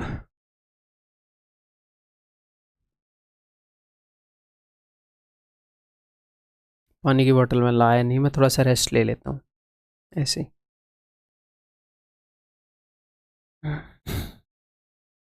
देखते हैं। ₹18,210 is invested in 3 schemes A, B and C for 5, 8 and 4 years respectively. If these 3 schemes give a simple interest of इतना इतना रेट है, ठीक है भाई। After completion of each scheme a person gets the amount, जो amount है जो भी हमें मिल रहा है, सिंपल इंटरेस्ट नहीं, अमाउंट वो इस रेशियो में मिल रहा है। अब से पहले जो अमाउंट है वो इक्वल ये बता रहे थे, अब इन्होंने कोई रेशियो दे दिया, तो कोई दिक्कत नहीं है, इसके साथ इक्वेट कर देंगे, ठीक है। तो पहली स्कीम के अंदर 5 साल में 12% के हिसाब से कितना ब्याज मिलेगा, 12 पंजे 60, 60% हो जाएगा इंटरेस्ट और 160% क्या हो जाएगा अमाउंट। तो 160% ऑफ ए, और इन्होंने अब की बार रेशियो बताया है तो मैं रेशियो ही लिख लूँ। का रेशियो किससे, 8 साल में 10% के हिसाब से, 10 8 80, 180%। Ratio 180% of B, ratio 12.5 into 4, इसका डबल 25 का डबल 50, तो अमाउंट हो जाएगा 150% of C is equal to 3:7:, clear. तो एक तो मैं यहाँ पर काट सकता हूँ इन सबको, 0, ठीक है। अब 16 ए की वैल्यू मुझे पता है, 18 बी की वैल्यू मुझे पता है, 15 सी की वैल्यू मुझे पता है, तो मुझे ए बी सी का रेशियो चाहिए। अगर 16 ए की वैल्यू 3 है तो ए की वैल्यू क्या हो जाएगी, 3/16, यानी कि ये सारी चीज़ें वहाँ जाकर डिवाइड कर देंगी। 18 बी की वैल्यू 7 है तो बी की वैल्यू क्या हो जाएगी, 7/18, सी की वैल्यू 4/15, ठीक है। अब आप क्या करोगे, अब आप इन सब को उस चीज़ से मल्टीप्लाई कर दोगे जो 16, 18 और 15 का एलसीएम है। 16, 18 और 15 का एलसीएम उससे मल्टीप्लाई कर दोगे। हम एलसीएम से मल्टीप्लाई क्यों करते हैं, ताकि डिनोमिनेटर में ये वैल्यूज ना रहे, ये फ्रैक्शन में ना आए, ये इंटीजर में आ जाए। या फिर मैंने आपको दूसरा तरीका क्या बताया था इसी काम को करने का। सबसे पहले तो आप ये देख लो कि कुछ कट तो नहीं रहा, 3, 16, 7, 18, 4, 15 नहीं कट रहा, कुछ कट रहा होता तो सिंपल हो जाती चीज़ें। दूसरा मैंने फास्ट तरीका क्या बताया था, एलसीएम लेने का दिल ना करे, एलसीएम थोड़ा सा मुश्किल लग रहा हो, आसान लग रहा हो तो हम ले लेंगे, तो क्या करो 16, 18 और 15 इनके प्रोडक्ट से मल्टीप्लाई कर दो। और ये काम मन ही मन में करने का है, ऐसे मैं लिखूंगा नहीं, ये मैं आपको समझाने के लिए लिख रहा हूँ। मुझे पता है कि जहाँ पर नीचे 16 है वहाँ पर 16 से 16 गया, वहाँ पर 18 और 15 आ जाएगा, तो ये हो गया 3, 18 और 15 रेशियो 7, जहाँ पर 18 है वहाँ पर 16 और 15 आ जाएगा। थोड़ा सा मैं फास्ट कर पाऊंगा, एलसीएम वेलसीएम लेना नहीं पड़ेगा, जहाँ पर नीचे 15 है वहाँ पर 16 इंटू 18 कर दूंगा। अब मेरे को थोड़ा सा काटना ज़रूर पड़ेगा ऐसे लिखूंगा, तो एलसीएम नहीं लिया तो मैंने एक्स्ट्रा चीज़ें कुछ ले ली, तो अब मैं काट लूंगा। इन तीनों में एक तो भैया 3 कॉमन है, 3 छके 18, 3 पंजे 15, 3 छके 18, और क्या कॉमन है, 6 कॉमन नहीं है, 2 कॉमन, 4 भी कॉमन है कि 4 भी नहीं है, 2 कॉमन है, तो 2 3 6, 2 8 16 है, 2 3 6, ठीक है। तो रेशियो क्या हो गया, 3 3 9, 15 निम्मे 135, रेशियो 8 पंजे 40, 280, रेशियो 16 चौके 64, 3 चौके 12, 3 छके 18 और 1 19, 192। ए बी और सी का रेशियो मिल गया हमें, मिल गया हमें। अब आगे हम कर सकते हैं, अब इन्होंने क्या पूछा है, then find the sum of money invested in scheme C, तो स्कीम सी के अंदर जो मनी इन्वेस्टेड है, तो भैया 24 8, ये किस चीज़ का मल्टीपल, आप देख सकते हो कि भैया 16 का मल्टीपल कौन सा है कौन सा नहीं है। आप यहाँ पर मल्टीपल 3 का मल्टीपल यूज़ कर सकते हो, कौन सा ऑप्शन है, आप ऑप्शंस को एलिमिनेट कर सकते हो। जैसे ये 4 और 3 7 और दोनों, ये 3 का मल्टीपल है, 8 और 8 ये तो नहीं है, देखते हैं एलिमिनेट होते हैं कि नहीं। ये भी नहीं है, 3 का मल्टीपल 5 और 7 और 6 13 और 5 18, ये भी है, तो इन दोनों में से एक आंसर होएगा। अदरवाइज हम क्या करेंगे, हमें सी का बताना है, तो 192 यूनिट सी में इन्वेस्ट हुए थे, टोटल इनका सम क्या है, यहाँ से मैं इसको 8 दे दूंगा ताकि ये 200 हो जाए और ये रह जाएगा 127, तो 200 और 280, 480 और 100, 580 और 20, 600, 607, टोटल 607 रुपये हैं, तो उसमें से 192 सी में इन्वेस्ट हुए और टोटल मनी कितना है 18210, ठीक है। 607 ये एंड में 3 दूनी 6 आएगा और एक 0 आएगी, so that is this option, ठीक है। क्लियर है, आगे बढ़ जाएं। ये बताओ। A banker lends ₹4,000 at simple interest to customer. Okay, 4,000 रुपये वो उधार देता है कस्टमर को। The rate of interest for the first year is X%, for the second year is X+3%, for the third year is X%, X+6% and so on. तो यहाँ पर उसने कुछ पैटर्न बताया ना कि फर्स्ट ईयर के लिए X%, अगले साल के लिए 3% ज़्यादा, अगले साल के लिए 3% ज़्यादा, और वो बोल रहा है यही पैटर्न फॉलो हो रहा है। ठीक है, कितने साल के लिए उसने दिए हैं? At the end of 6th year customer pays this to the banker and clear his debt, अपने डेट को वो क्लियर कर देता है इतने रुपए पे करके, यानी कि ये टोटल नेट क्या है, ये अमाउंट है। तो हम देख लेते हैं भैया अमाउंट कितने परसेंट होगा। तो पहले साल जो ब्याज लगा वो लगा X%, अगले साल लगा X+3, अगले साल लगा X+6, या फिर आप ऐसे कर सकते हो, लिख ही देता हूँ मैं, या फिर मुझे पता है कि X जो है 6 साल की बात हो रही है, X तो 6 बार आएगा ही आएगा। 6 साल की बात हो रही है, पहले साल X, अगले साल X+3, अगले साल X+6, अगले साल X+9, X तो 6 बार आएगा ही आएगा, मैं डायरेक्टली लिख रहा हूँ। और दूसरे साल से बात शुरू हुई है कि 3 का पहाड़ा चलेगा 15 तक, 6, 9, 12, 15, 3 से 18 मत कर देना, पहले साल में 3 नहीं था, दूसरे साल से स्टार्ट हुआ है। ठीक है, और बिकॉज ये AP में है 3, 6, 9, 12, 15, तो जब आप एवरेज चैप्टर करोगे तो आपको पता चलेगा कि ये जो AP है इसकी एवरेज ये है 9।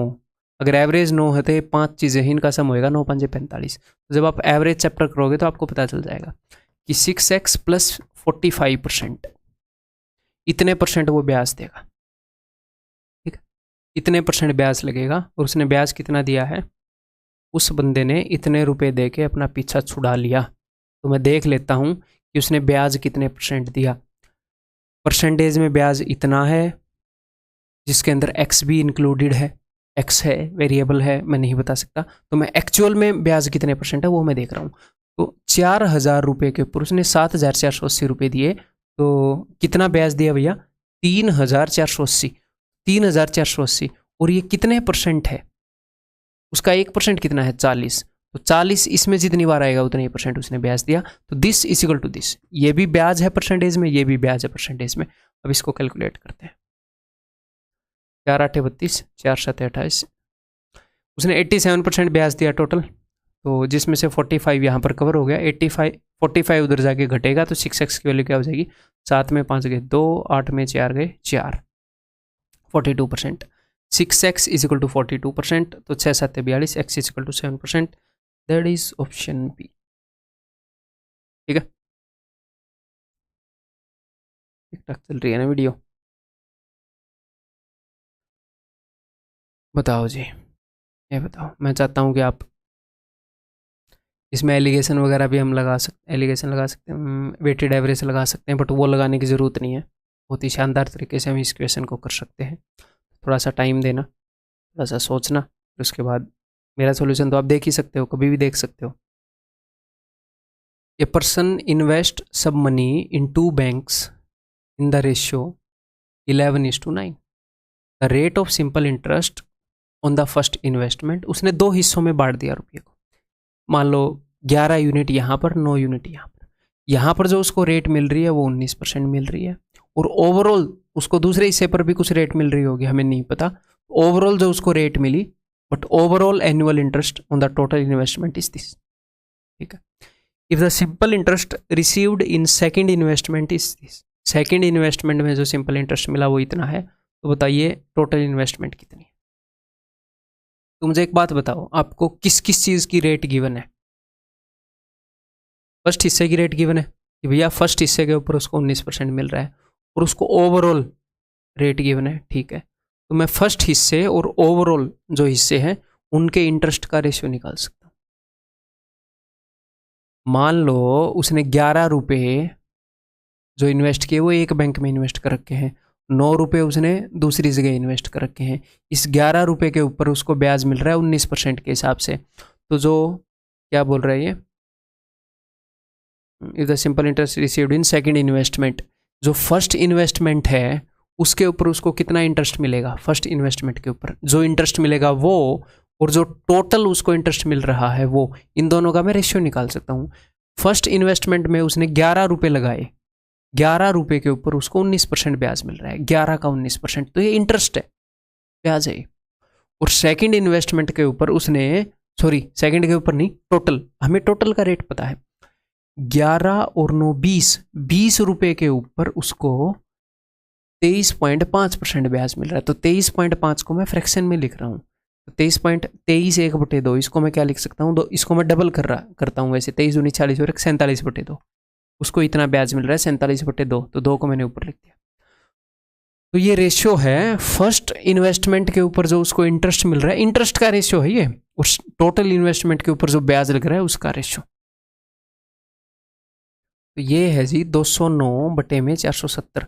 अगर उसको टोटल जो ब्याज 470 मिल रहा है, तो फर्स्ट वाले के ऊपर उसको 209 मिल रहा है, तो सेकंड वाले का तो आप निकाल सकते हो। टोटल ओवरऑल ब्याज अगर उसको 470 मिल रहा है, तो फर्स्ट वाले के ऊपर 209 मिल रहा है, तो घटाओ 470 में से इसको, तो 70 में से 9 गए 61, 4 में से 2 गए 2, ठीक है। तो 261 यूनिट अगर उसको ब्याज मिल रहा है सेकंड इन्वेस्टमेंट पर, तो 209 यूनिट उसको मिल रहा है फर्स्ट पर, और 470 उसको मिल रहा है ओवरऑल। और यहाँ पर इन्होंने बताया है कि उसको इतना ब्याज मिल रहा है सेकंड इन्वेस्टमेंट पर, तो 261 यूनिट की वैल्यू ये है, तो 1 यूनिट की वैल्यू क्या होगी, ये, तो 470 यूनिट की वैल्यू क्या होगी, ये, और ये 470 यूनिट क्या है, टोटल इन्वेस्टमेंट पर जो ब्याज मिल रहा है वो। तो टोटल इन्वेस्टमेंट पर जो ब्याज मिल रहा है वो मुझे मिल गया, क्योंकि उसने टोटल इन्वेस्टमेंट निकालनी है, इसलिए मैंने 470 की वैल्यू निकाली, नहीं तो अगर फर्स्ट निकालनी होती तो मैं 209 की निकाल लेता, ठीक है, ओके। तो टोटल इन्वेस्टमेंट के ऊपर उसको जो ब्याज मिल रहा है वो ये है। वैसे टोटल इन्वेस्टमेंट के ऊपर ब्याज जो है वो परसेंटेज में कितना मिल रहा है, वो मिल रहा है 23.5%। अच्छा, ये 23.5% की वैल्यू है, तो 1% की वैल्यू क्या होगी, इसको 23.5 से डिवाइड कर रहा हूँ, यानी कि 47/2 से डिवाइड कर रहा हूँ, ये 1% की वैल्यू है, तो 100% की वैल्यू क्या होगी, ये होगी। बस ये अपना आंसर है।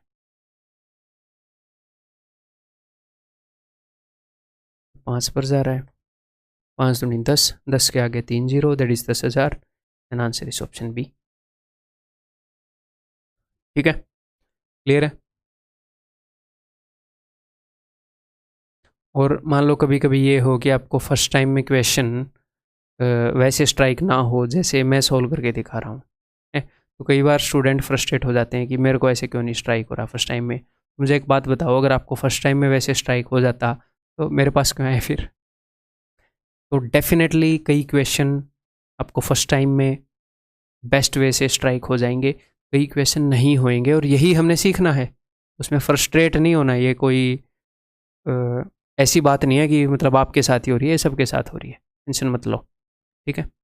अगर आपको फर्स्ट टाइम में उसी तरीके से स्ट्राइक हो रहा है और मैं 5-7 साल पढ़ा के उस तरीके से मेरे को स्ट्राइक हो रहा है, तो फिर ऐसे तो मेरी बेइज्जती कर रहे हो आप। मतलब 7 साल हमने ऐसे ही निकाल दिए, मैं भी वहीं पर, आप भी वहीं पर।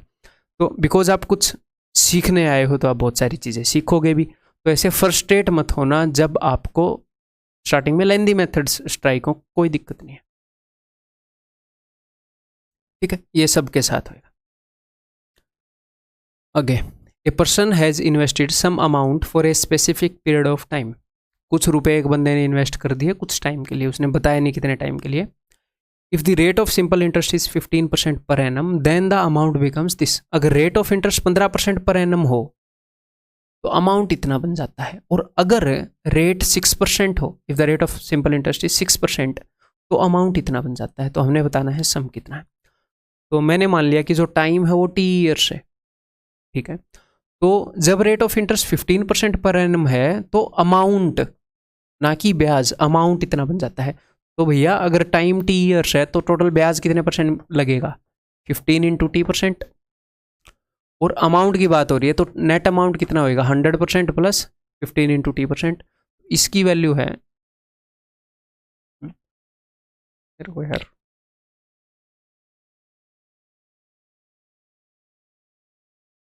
ठीक है, तो इतने परसेंट प्रिंसिपल की वैल्यू है कितनी, 44,000, ठीक है।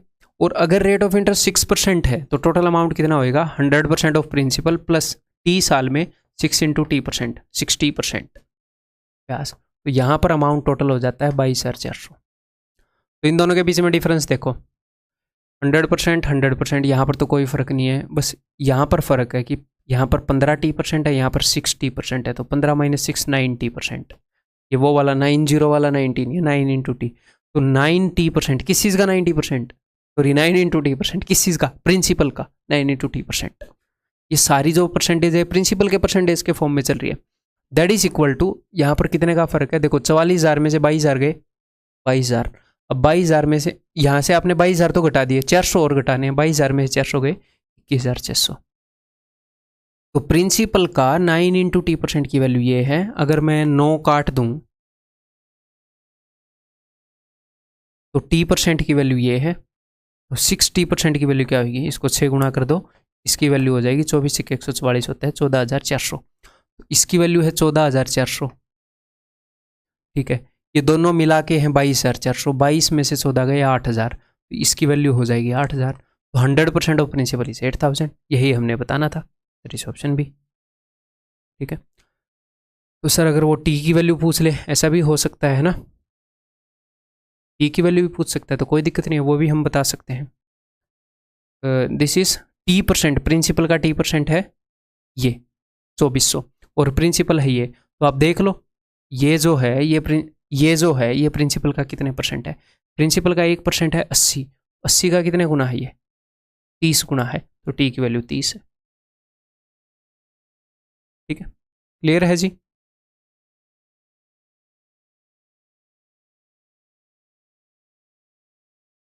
The simple interest on a certain sum for 2/3 years at 6.3/4% is 8,820.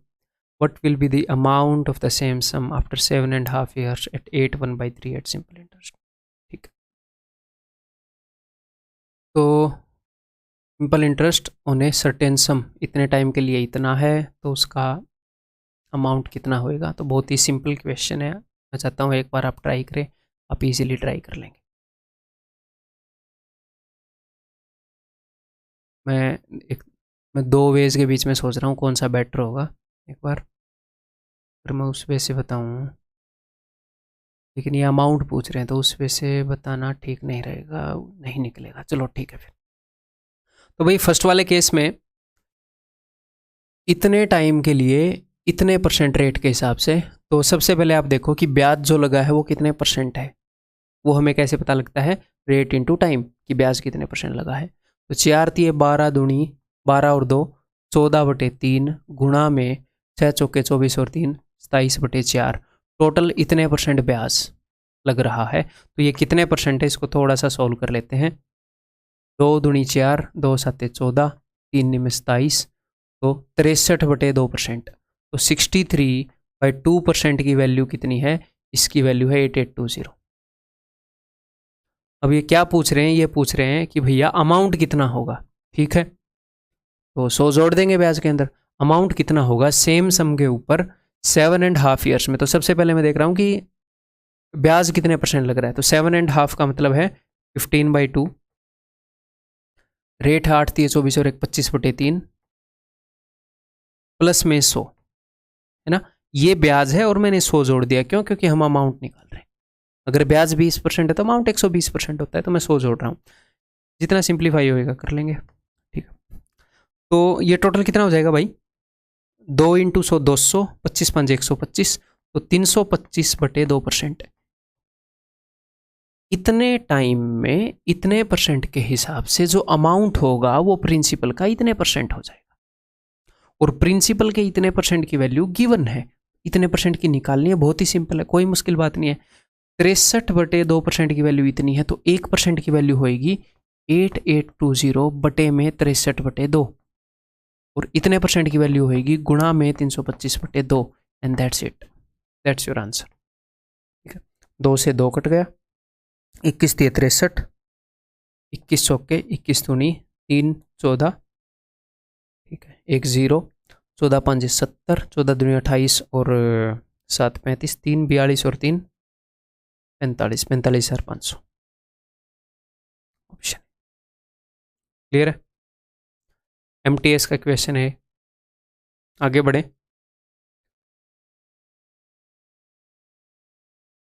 ये बताओ जी, एक्चुअल एग्जाम का क्वेश्चन है, CGL 2018 Tier 2 का।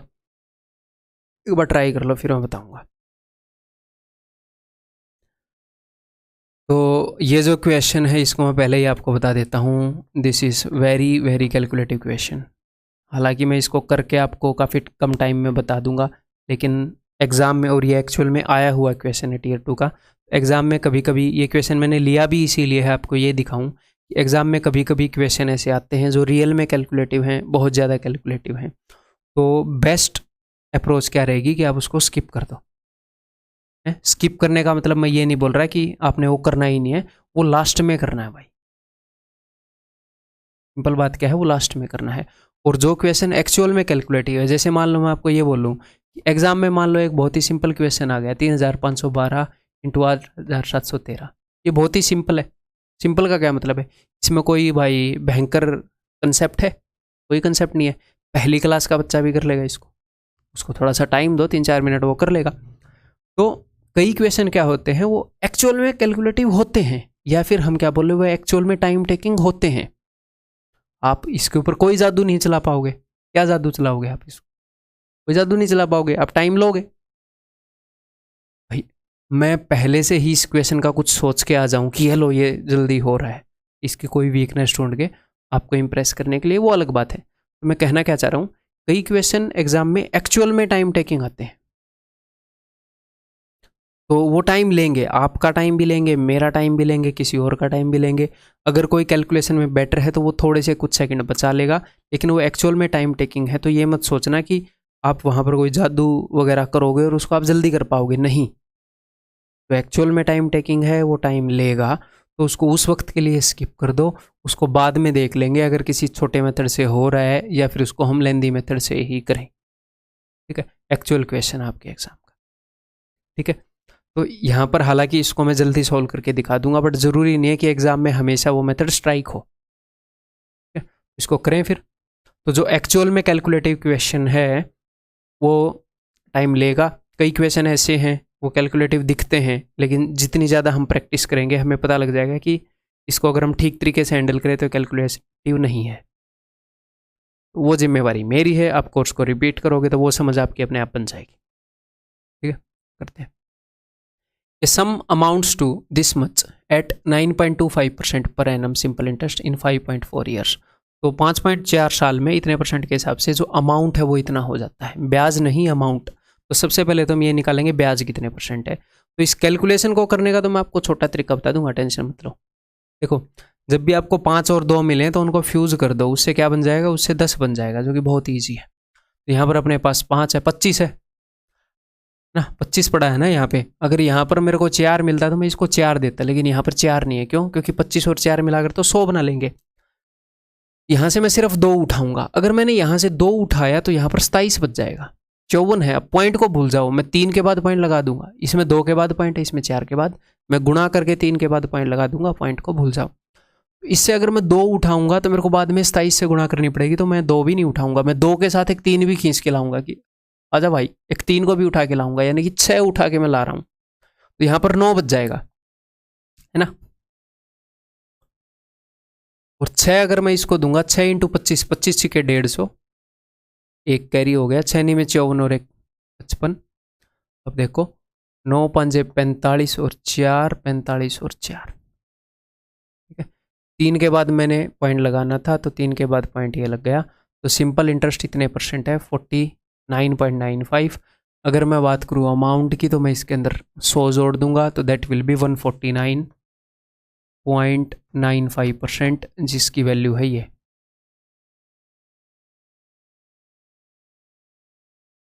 इतने रुपए। तो प्रिंसिपल के इतने परसेंट की वैल्यू ये है। तो what will be the simple interest on the same sum. Same sum के ऊपर सिंपल इंटरेस्ट क्या होगा, इतने साल में इतने परसेंट रेट के हिसाब से। मैं इनको फिर से गुणा करूंगा, यहाँ पर एक 5 है, वहाँ पर एक 2 है, तो वहाँ से 2 को उठाकर मैं इसको दूंगा, तो यहाँ पर क्या हो जाएगा, यहाँ पर बन जाएगा 9। और यहाँ पर क्या बन जाएगा, अगर मैंने 2 उठाया तो पॉइंट को भूल जाओ, यहाँ के पॉइंट को अलग ही मैंने रख लिया, 43 4.3 ऐसे मान लेते हैं ना। ठीक है, तो 9 3 27, 9 चौके 36 और 2 38। ठीक है, तो 38.7% की वैल्यू मुझे निकालनी है, इतने परसेंट की वैल्यू गिवन है। तो एज ए कंसेप्ट इस क्वेश्चन के अंदर कुछ है, अगर मैं 9.25 की जगह 5 कर दूं और इसे 5.4 की जगह 10 कर दूं, अगर मैं वैल्यूज़ को बदल दूं, अगर मैं इजी वैल्यूज़ पुट कर दूं, हैं, इसकी जगह 8 कर दूं, इसकी जगह 2 कर दूं, तो इस क्वेश्चन में कुछ रह नहीं जाएगा। यानी कि ये क्वेश्चन जो है कंसेप्चुअली स्ट्रॉन्ग नहीं है, कंसेप्ट स्ट्रॉन्ग नहीं है, ये कैलकुलेटिव है, कैलकुलेशन के कारण ये स्ट्रॉन्ग हो रहा है, कैलकुलेशन के कारण ये टाइम ले ले। हमें क्वेश्चन को ऐसे पहचानना भी आना चाहिए। ठीक है, तो इतने परसेंट की वैल्यू गिवन है, इतने परसेंट की वैल्यू निकालनी है, तो बहुत ही इजी तरीका है। इतने परसेंट की वैल्यू अगर गिवन है तो 1% की वैल्यू क्या होगी, दिस डिवाइडेड बाई दिस, और इतने परसेंट की वैल्यू क्या होगी, गुणा में दिस। उसको आप सॉल्व कर लो, आंसर टिक कर दो आगे। एक तो वो तरीका है, लेंदी तरीका है, मैंने उस कैलकुलेशन को करके भी देखा है, दिमाग खराब करने वाली कैलकुलेशन है, बिना वजह लेंदी जा रहा है। तो फिर मैंने सोचा कि क्यों ना इसको अप्रोक्सीमेट करें, और एग्जाम में हो सकता है पहली बार आप मेरे को एक क्वेश्चन दोगे तो मैं अप्रोक्सीमेट ना भी करूं, क्योंकि भैया एग्जामिनर कई बार ऐसी रकम भी देता है जो इजीली कट जाती हैं, तो हो सकता है मैं काटने में टाइम वेस्ट कर दूं, बाद में पता चले ये इतने इजीली कट भी नहीं रहा है ना। तो इसलिए मैं आपको ऐसे फैंसी चीज़ें नहीं बताऊंगा। जो क्वेश्चन एक्चुअल में कैलकुलेटिव होगा, मैं ऑनेस्टली बोल दूंगा एक्चुअल में कैलकुलेटिव है, मैं जादू करके नहीं दिखाऊंगा ना। हाँ, अब इस क्वेश्चन को कैसे डील करेंगे, इस तरह का अगर क्वेश्चन आ गया तो उसको डील करने का बेस्ट वे क्या रहेगा, हम देखेंगे वैल्यूज़ को अगर हम ट्वीक कर सकते हैं कि नहीं। देखो ये 149.95 है, तो ये 150% के लगभग है, बिल्कुल 0.05% ही कम है, और इसको मैंने थोड़ा सा बढ़ाया है, तो इसको भी थोड़ा सा बढ़ा लेते हैं। तो ये 14,395 है, तो इसको मैं 14,400 कर दूं, ये मैंने अप्रोक्सीमेट किया है। तो मैंने इसको कितना, इसको कुछ परसेंट बढ़ाया है, और इसको मैंने कुछ जस्ट 4.8 बढ़ाया है, मैंने इतना ज़्यादा चेंज नहीं किया है, दोनों को बढ़ाया है। तो थोड़ी सी यहाँ की अप्रोक्सीमेशन थोड़ी सी इसको बैलेंस करेगी, और ऑप्शन में ऐसा नहीं है कि 2-3 का फ़र्क है, थोड़ा सा ज़्यादा का फ़र्क है, तो हम ठीक ठाक कर लेंगे काम। तो 150% की वैल्यू अगर इतनी है, किसी चीज़ का 150% ये है, तो 150% यानी कि 3/2 टाइम्स, तो वो वैल्यू कितनी होएगी, वो वैल्यू होएगी इसका 2-3 टाइम्स इतनी, यानी कि उसका 100% कितना हो जाएगा, 3 चौके 12, 3 8 24, 9600। तो मुझे 9600 का 38.7% निकालना है, तो 9600 का 1% कितना है, 96, तो 38.7% कितना हो जाएगा, 96 इंटू 38.7, खत्म। तो इसको 16 और 6 इन दो से मल्टीप्लाई कर लेते हैं, 16 7 112, 11 16 8 128, 129 13, 16 48 और 13 61। अब मैं 6 से गुणा कर रहा हूँ, 6 दूनी 12, 6 54 और 1 55, 5 6 और 5 11, 6 6 36 और 1 37, एक के बाद लगाऊंगा पॉइंट, 3715.20, दैट इज, ये बिल्कुल ही एग्जैक्ट आ गया। हालांकि हमने अप्रोक्सीमेट किया था, एग्जैक्ट तो ये तुक्के से आ गया, थोड़ा सा इसके आसपास पे आता तो यही टिक करते। ठीक है जी, क्लियर है। आगे बढ़ जाएं, तो ऐसे क्वेश्चन से डरने की जरूरत नहीं है, ये सबके लिए कैलकुलेटिव होंगे। अगर ऐसे क्वेश्चन एग्जाम में आएंगे तो मैक्सिमम चांसेस है कोई नहीं कर पाएगा उसको विद इन टाइम। अगर कोई करेगा तो वो 3-4 मिनट लेगा, तो वो उसी का नुकसान है, अगर वो उसको लास्ट में करने की बजाय पहले कर रहा है तो टेंशन नहीं लेनी। ठीक है, जो क्वेश्चन एक्चुअल में डूएबल है उनको करेंगे पहले एटलीस्ट, और वैसे क्वेश्चन 100 में से एक ही आता है, टीयर 2 में एक आ गया ऐसे काम का दिमाग खराब करने वाला, उसकी वजह से ना आपकी जॉब रुकती ना आपकी रैंक रुकती। ₹6000 becomes 7200 in 4 years at a certain rate of simple interest. If the rate becomes 1.5 times of itself, the amount of same principal in 5 years will be what? मज़ेदार क्वेश्चन है बहुत। देखो जी, सिंपल इंटरेस्ट क्या होता है, simple interest का formula मैं आपको बताता हूँ, बिल्कुल स्टार्टिंग में बताया था। Simple interest is equal to principal into rate into time divided by 100। ठीक है, तो 100 तो एक कांस्टेंट चीज़ है, 100 की वैल्यू तो 100 ही रहती है, प्रिंसिपल रेट और टाइम चेंज हो सकते हैं। अगर आप प्रिंसिपल को डबल कर दोगे और बाकी चीज़ें सेम रखोगे तो सिंपल इंटरेस्ट डबल हो जाएगा, प्रिंसिपल का डायरेक्ट असर सिंपल इंटरेस्ट पर होएगा, है ना। रेट को 3 गुना कर दिया मैंने तो सिंपल इंटरेस्ट उतना ही गुना हो जाएगा, अगर बाकी चीज़ों को कांस्टेंट रखा।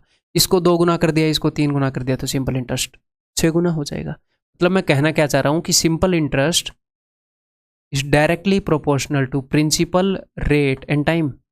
प्रिंसिपल रेट और टाइम के डायरेक्टली प्रोपोर्शनल है। इनको जितना गुना करोगे उतने ही गुना सिंपल इंटरेस्ट हो जाएगा, सीधी बात है। और हाँ, अमाउंट उतने गुना नहीं होएगा, क्योंकि अमाउंट क्या होता है, अमाउंट का फॉर्मूला क्या है, अमाउंट का फॉर्मूला है प्रिंसिपल प्लस सिंपल इंटरेस्ट। ये प्लस आ गया, प्लस प्लस, यहां पर क्या है, गुणा है। ऐसे अमाउंट को मत करने लग जाना कि टाइम डबल हो गया तो अमाउंट डबल हो जाएगा, नहीं, सिंपल इंटरेस्ट अमाउंट के फॉर्मूले के अंदर ये प्लस आ गया। चीजें जब गुणा में होती हैं तो ऐसे डायरेक्टली प्रोपोर्शनल होती हैं। तो अब इस चीज को हम यहां पर अप्लाई करते हैं कि 6,000 रुपये 7200 हो जाते हैं 4 साल में at a certain rate of simple interest if the rate becomes 1.5 times of itself the amount of the same principal in 5 years. Amount कितना होएगा, मैं अमाउंट डायरेक्टली नहीं निकाल सकता, मैं डायरेक्टली सिंपल इंटरेस्ट निकाल सकता हूँ, अमाउंट बाद में निकाल लूँगा। तो सिंपल इंटरेस्ट कितना लगा था, सिंपल इंटरेस्ट 6,000 से 7200 हुए थे रुपये, तो 1200 रुपये लगा था। तो पहले इंटरेस्ट 1200 रुपये था। अब मुझे एक बात बताओ, टाइम कितने गुना हो गया, पहले टाइम था 4 ईयर्स, अब टाइम है 5 ईयर्स। तो कोई भी चीज़ कितने गुना होती है कैसे पता चलता है, final value upon initial value, कि पहले 4 थी अब 5 हो गई, 5/4 टाइम्स। तो टाइम 5/4 टाइम्स हो गया, तो भैया ब्याज भी 5/4 टाइम्स हो जाएगा। और प्रिंसिपल तो उतना ही रहा है, 6,000 ही। तो ठीक है, जो जो चीज़ें चेंज हुई है उनका इफेक्ट मैं लिखूंगा। रेट जो है 1.5 गुना हो गई, तो भैया ब्याज के ऊपर इसका असर यही पड़ेगा, ब्याज भी 1.5 गुना हो जाएगा। तो अब इन दो चीज़ों के चेंज होने के कारण ब्याज इतना हो जाएगा, इनका असर मैंने ब्याज पर देख लिया। ठीक है, 4 दूनी 8, 8 से अगर आप काटोगे तो 15 पर, 15 पंजे 75 थी, ये 225 होता है शायद, तो 2250 अब इंटरेस्ट हो जाएगा। और प्रिंसिपल है जी 6,000, अगर आप इसके अंदर ये जोड़ोगे 8,250 नया अमाउंट हो जाएगा। ठीक है, that is option B. Clear है जी, ठीक है, बताओ।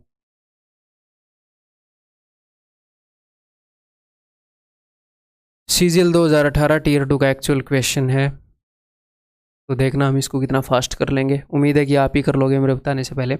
ए sum of rupees 10,500 amounts to this much, तो ब्याज कितना लगा है भाई, यहाँ पर इसमें से उसको मैं घटा रहा हूँ, 3,325 ब्याज इतना लगा है। तो इतना ब्याज लगता है इतने टाइम में किसी रेट पर। अब ये क्या बोल रहे हैं, what will be the simple interest on the same sum for 5 years at double the rate. तो टाइम कितने गुना हो गया, इतना था इतना हो गया, तो फाइनली हो गया 5, पहले था 5 से 15 और 4 19/5। ठीक है, तो टाइम का ये असर हो गया, और रेट हो गई डबल, तो ब्याज भी डबल। ये सिंपल है जी, तो इतना हो जाएगा आपका ब्याज। और इसने ब्याज ही पूछा है, 19 से कम 19, 13 में से 9 गई 4, 14 बचेगा, 19 7 133, तो 9 बचेगा, 19 पंजे 95। ठीक है, 5 और 2 मिलाकर तो 10 बना ही लेंगे। ठीक है, 5 इंटू 10 85 और 2 87, 8750, that is option B. Clear,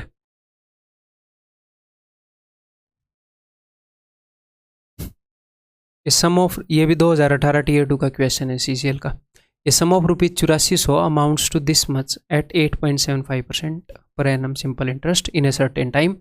8400 रुपये का इतना अमाउंट हो जाता है इस रेट पर कुछ टाइम में। What is the simple interest on a sum of 9600 at the same rate for the same time. Rate same है, टाइम सेम है, सिर्फ प्रिंसिपल बदला है। तो प्रिंसिपल अगर डबल हो जाएगा तो डबल ब्याज, ट्रिपल हो जाएगा तो ट्रिपल ब्याज। देख लेते हैं प्रिंसिपल कितने गुना हुआ है, क्योंकि हमें पता है simple interest is directly proportional to principal rate and time. ये चीज़ें तो बदली नहीं, प्रिंसिपल जितने गुना हुआ उतने गुना सिंपल इंटरेस्ट हो जाएगा।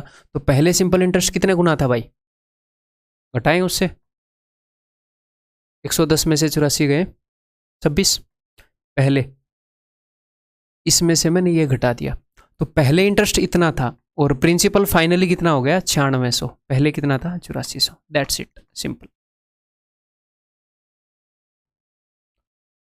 12 7 84, 12 8 96, 7 ये 21 सत्तू सत्तू 49, सत्तू 8 56, 8 8 64, एंड में 4 आना चाहिए। एक्चुअल क्वेश्चन है आपके एग्जाम का ऑप्शन डी। ठीक है,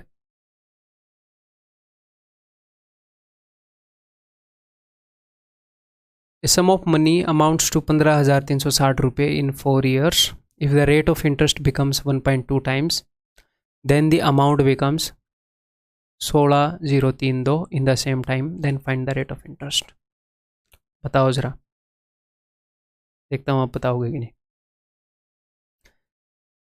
इस क्वेश्चन में क्या क्या चेंज हुआ है? प्रिंसिपल चेंज हुआ है, प्रिंसिपल तो उतना ही है जितना पहले था। ठीक है, टाइम भी उतना ही है, इन द सेम टाइम। तो सिंपल इंटरेस्ट किस किस चीज़ पर डिपेंड करता है? सिंपल इंटरेस्ट डिपेंड करता है प्रिंसिपल पर, रेट पर, टाइम पर। प्रिंसिपल चेंज नहीं हुआ, टाइम चेंज नहीं हुआ। रेट डबल होएगी तो ब्याज भी डबल, रेट 3 गुना हो गई तो ब्याज भी 3 गुना, रेट जितने गुना हो जाएगी उतना ही गुना ब्याज हो जाएगा।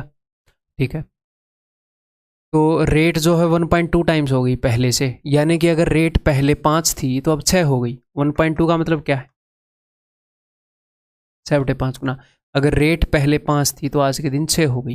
तो अगर पहले 5 यूनिट ब्याज लग रहा था तो आज 6 यूनिट ब्याज लगेगा।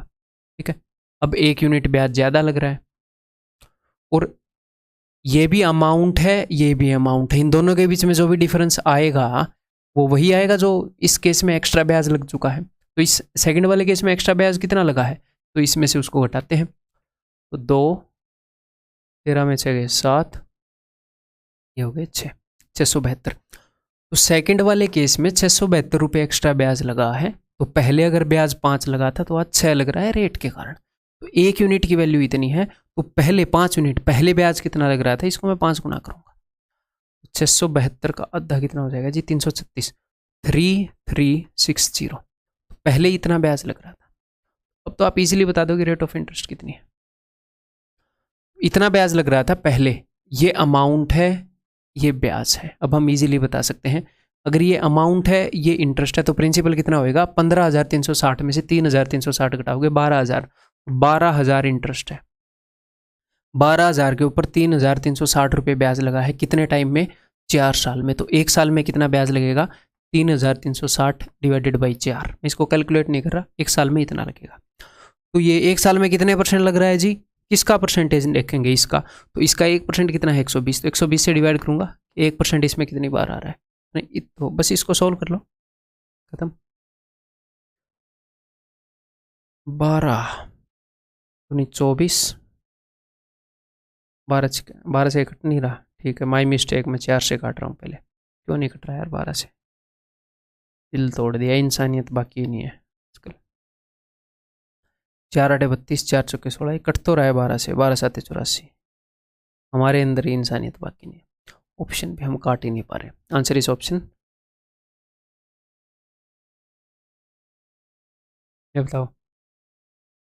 Raghav lent 7500 to Gopal for 3 years and 5,000 to Sachin for 4 years on simple interest at the same rate of interest. ठीक है, and received this much in all as interest paid by Sachin is. यहाँ पर हमें रेट वगैरह निकालने की कोई ज़रूरत नहीं है। ठीक है, हम रेट वगैरह निकाल के भी इस क्वेश्चन को कर सकते हैं। यहाँ पर वो रेट भी पूछ सकता है, हमने पहले ऐसा क्वेश्चन किया भी है इसी लेक्चर के अंदर। 22,000 के ऊपर 2200 10% रेट आई थी, अगर आपको याद हो तो। लेकिन यहाँ पर हमें रेट नहीं निकालना, हमें इंटरेस्ट पूछा है, सचिन ने कितना इंटरेस्ट पे किया, हम डायरेक्टली वो निकाल सकते हैं। ठीक है, तो क्योंकि हमें टोटल इंटरेस्ट पता है, जी हाँ टोटल इंटरेस्ट हमें पता है, तो हम दोनों के इंटरेस्ट का रेशियो निकाल सकते हैं। राघव ने गोपाल को कितने रुपए दिए? अब इंटरेस्ट किस चीज़ पे डिपेंड करता है? तो इंटरेस्ट डिपेंड करता है कि भैया प्रिंसिपल कितना है, रेट कितना है, टाइम कितना है। ठीक है, तो राघव ने गोपाल को कितने रुपए दिए? 7500 दिए। कितने टाइम के लिए? 4 साल के लिए। तो कुछ ना कुछ तो रेट होएगी, लेकिन दोनों केस में रेट सेम है, सेम रेट, फर्क ही नहीं पड़ता रेट कितनी भी हो, प्रिंसिपल और टाइम वेरी कर रहे हैं, इन दो के ऊपर डिपेंड करेगा इंटरेस्ट। तो गोपाल को 7500 रुपये दिए 4 साल के लिए, और सचिन को 5,000 रुपये दिए, गोपाल को 3 साल के लिए दिए और सचिन को 4 साल के लिए दिए। तो ये इनके इंटरेस्ट का रेशियो होएगा। गोपाल ने अगर इतना इंटरेस्ट पे किया है तो सचिन ने इतना इंटरेस्ट पे किया है। क्लियर है? इन दोनों के इंटरेस्ट का रेशियो आपको मिल जाएगा। 25 दूनी 50, 25 × 3 = 75, 3 × 3 = 9/8। ठीक है, दोनों ने अगर 17 रुपये इंटरेस्ट पे किया है तो सचिन ने 8 रुपये इंटरेस्ट पे किया है। 17 की वैल्यू ये है, तो 1 की वैल्यू हो जाएगी जी ये, और 8 की वैल्यू हो जाएगी जी। That's it. 17 दूनी 34, 17 एकम 17, 21 8 168, 1680। That's it. That is option C. Actual में MTS में पूछा गया क्वेश्चन। 11 अक्टूबर 2021 को जो पेपर हुआ था MTS का, उसमें पूछा गया। ठीक है, तो दैट्स ऑल इस लेक्चर के अंदर। अगले कंसेप्ट लेक्चर के अंदर मिलते हैं, लगे रहिए। और जब आप कोई भी कंसेप्ट लेक्चर देखते हो तो आप क्वेश्चंस को मेरे से पहले सॉल्व करते हो, ठीक है, साथ के साथ, है ना, साथ के साथ जब आप कंसेप्ट लेक्चर देख रहे हो तो वीडियो को बीच में, तो आप बाद में भी कर लिया करो उनको सॉल्व अलग से। आप सेम क्वेश्चंस को बाद में सॉल्व करोगे तो भी बहुत कुछ सीखने को मिलेगा। धीरे धीरे आपके कंसेप्ट्स इंप्रूव होते जाएंगे। अगले में मिलते हैं।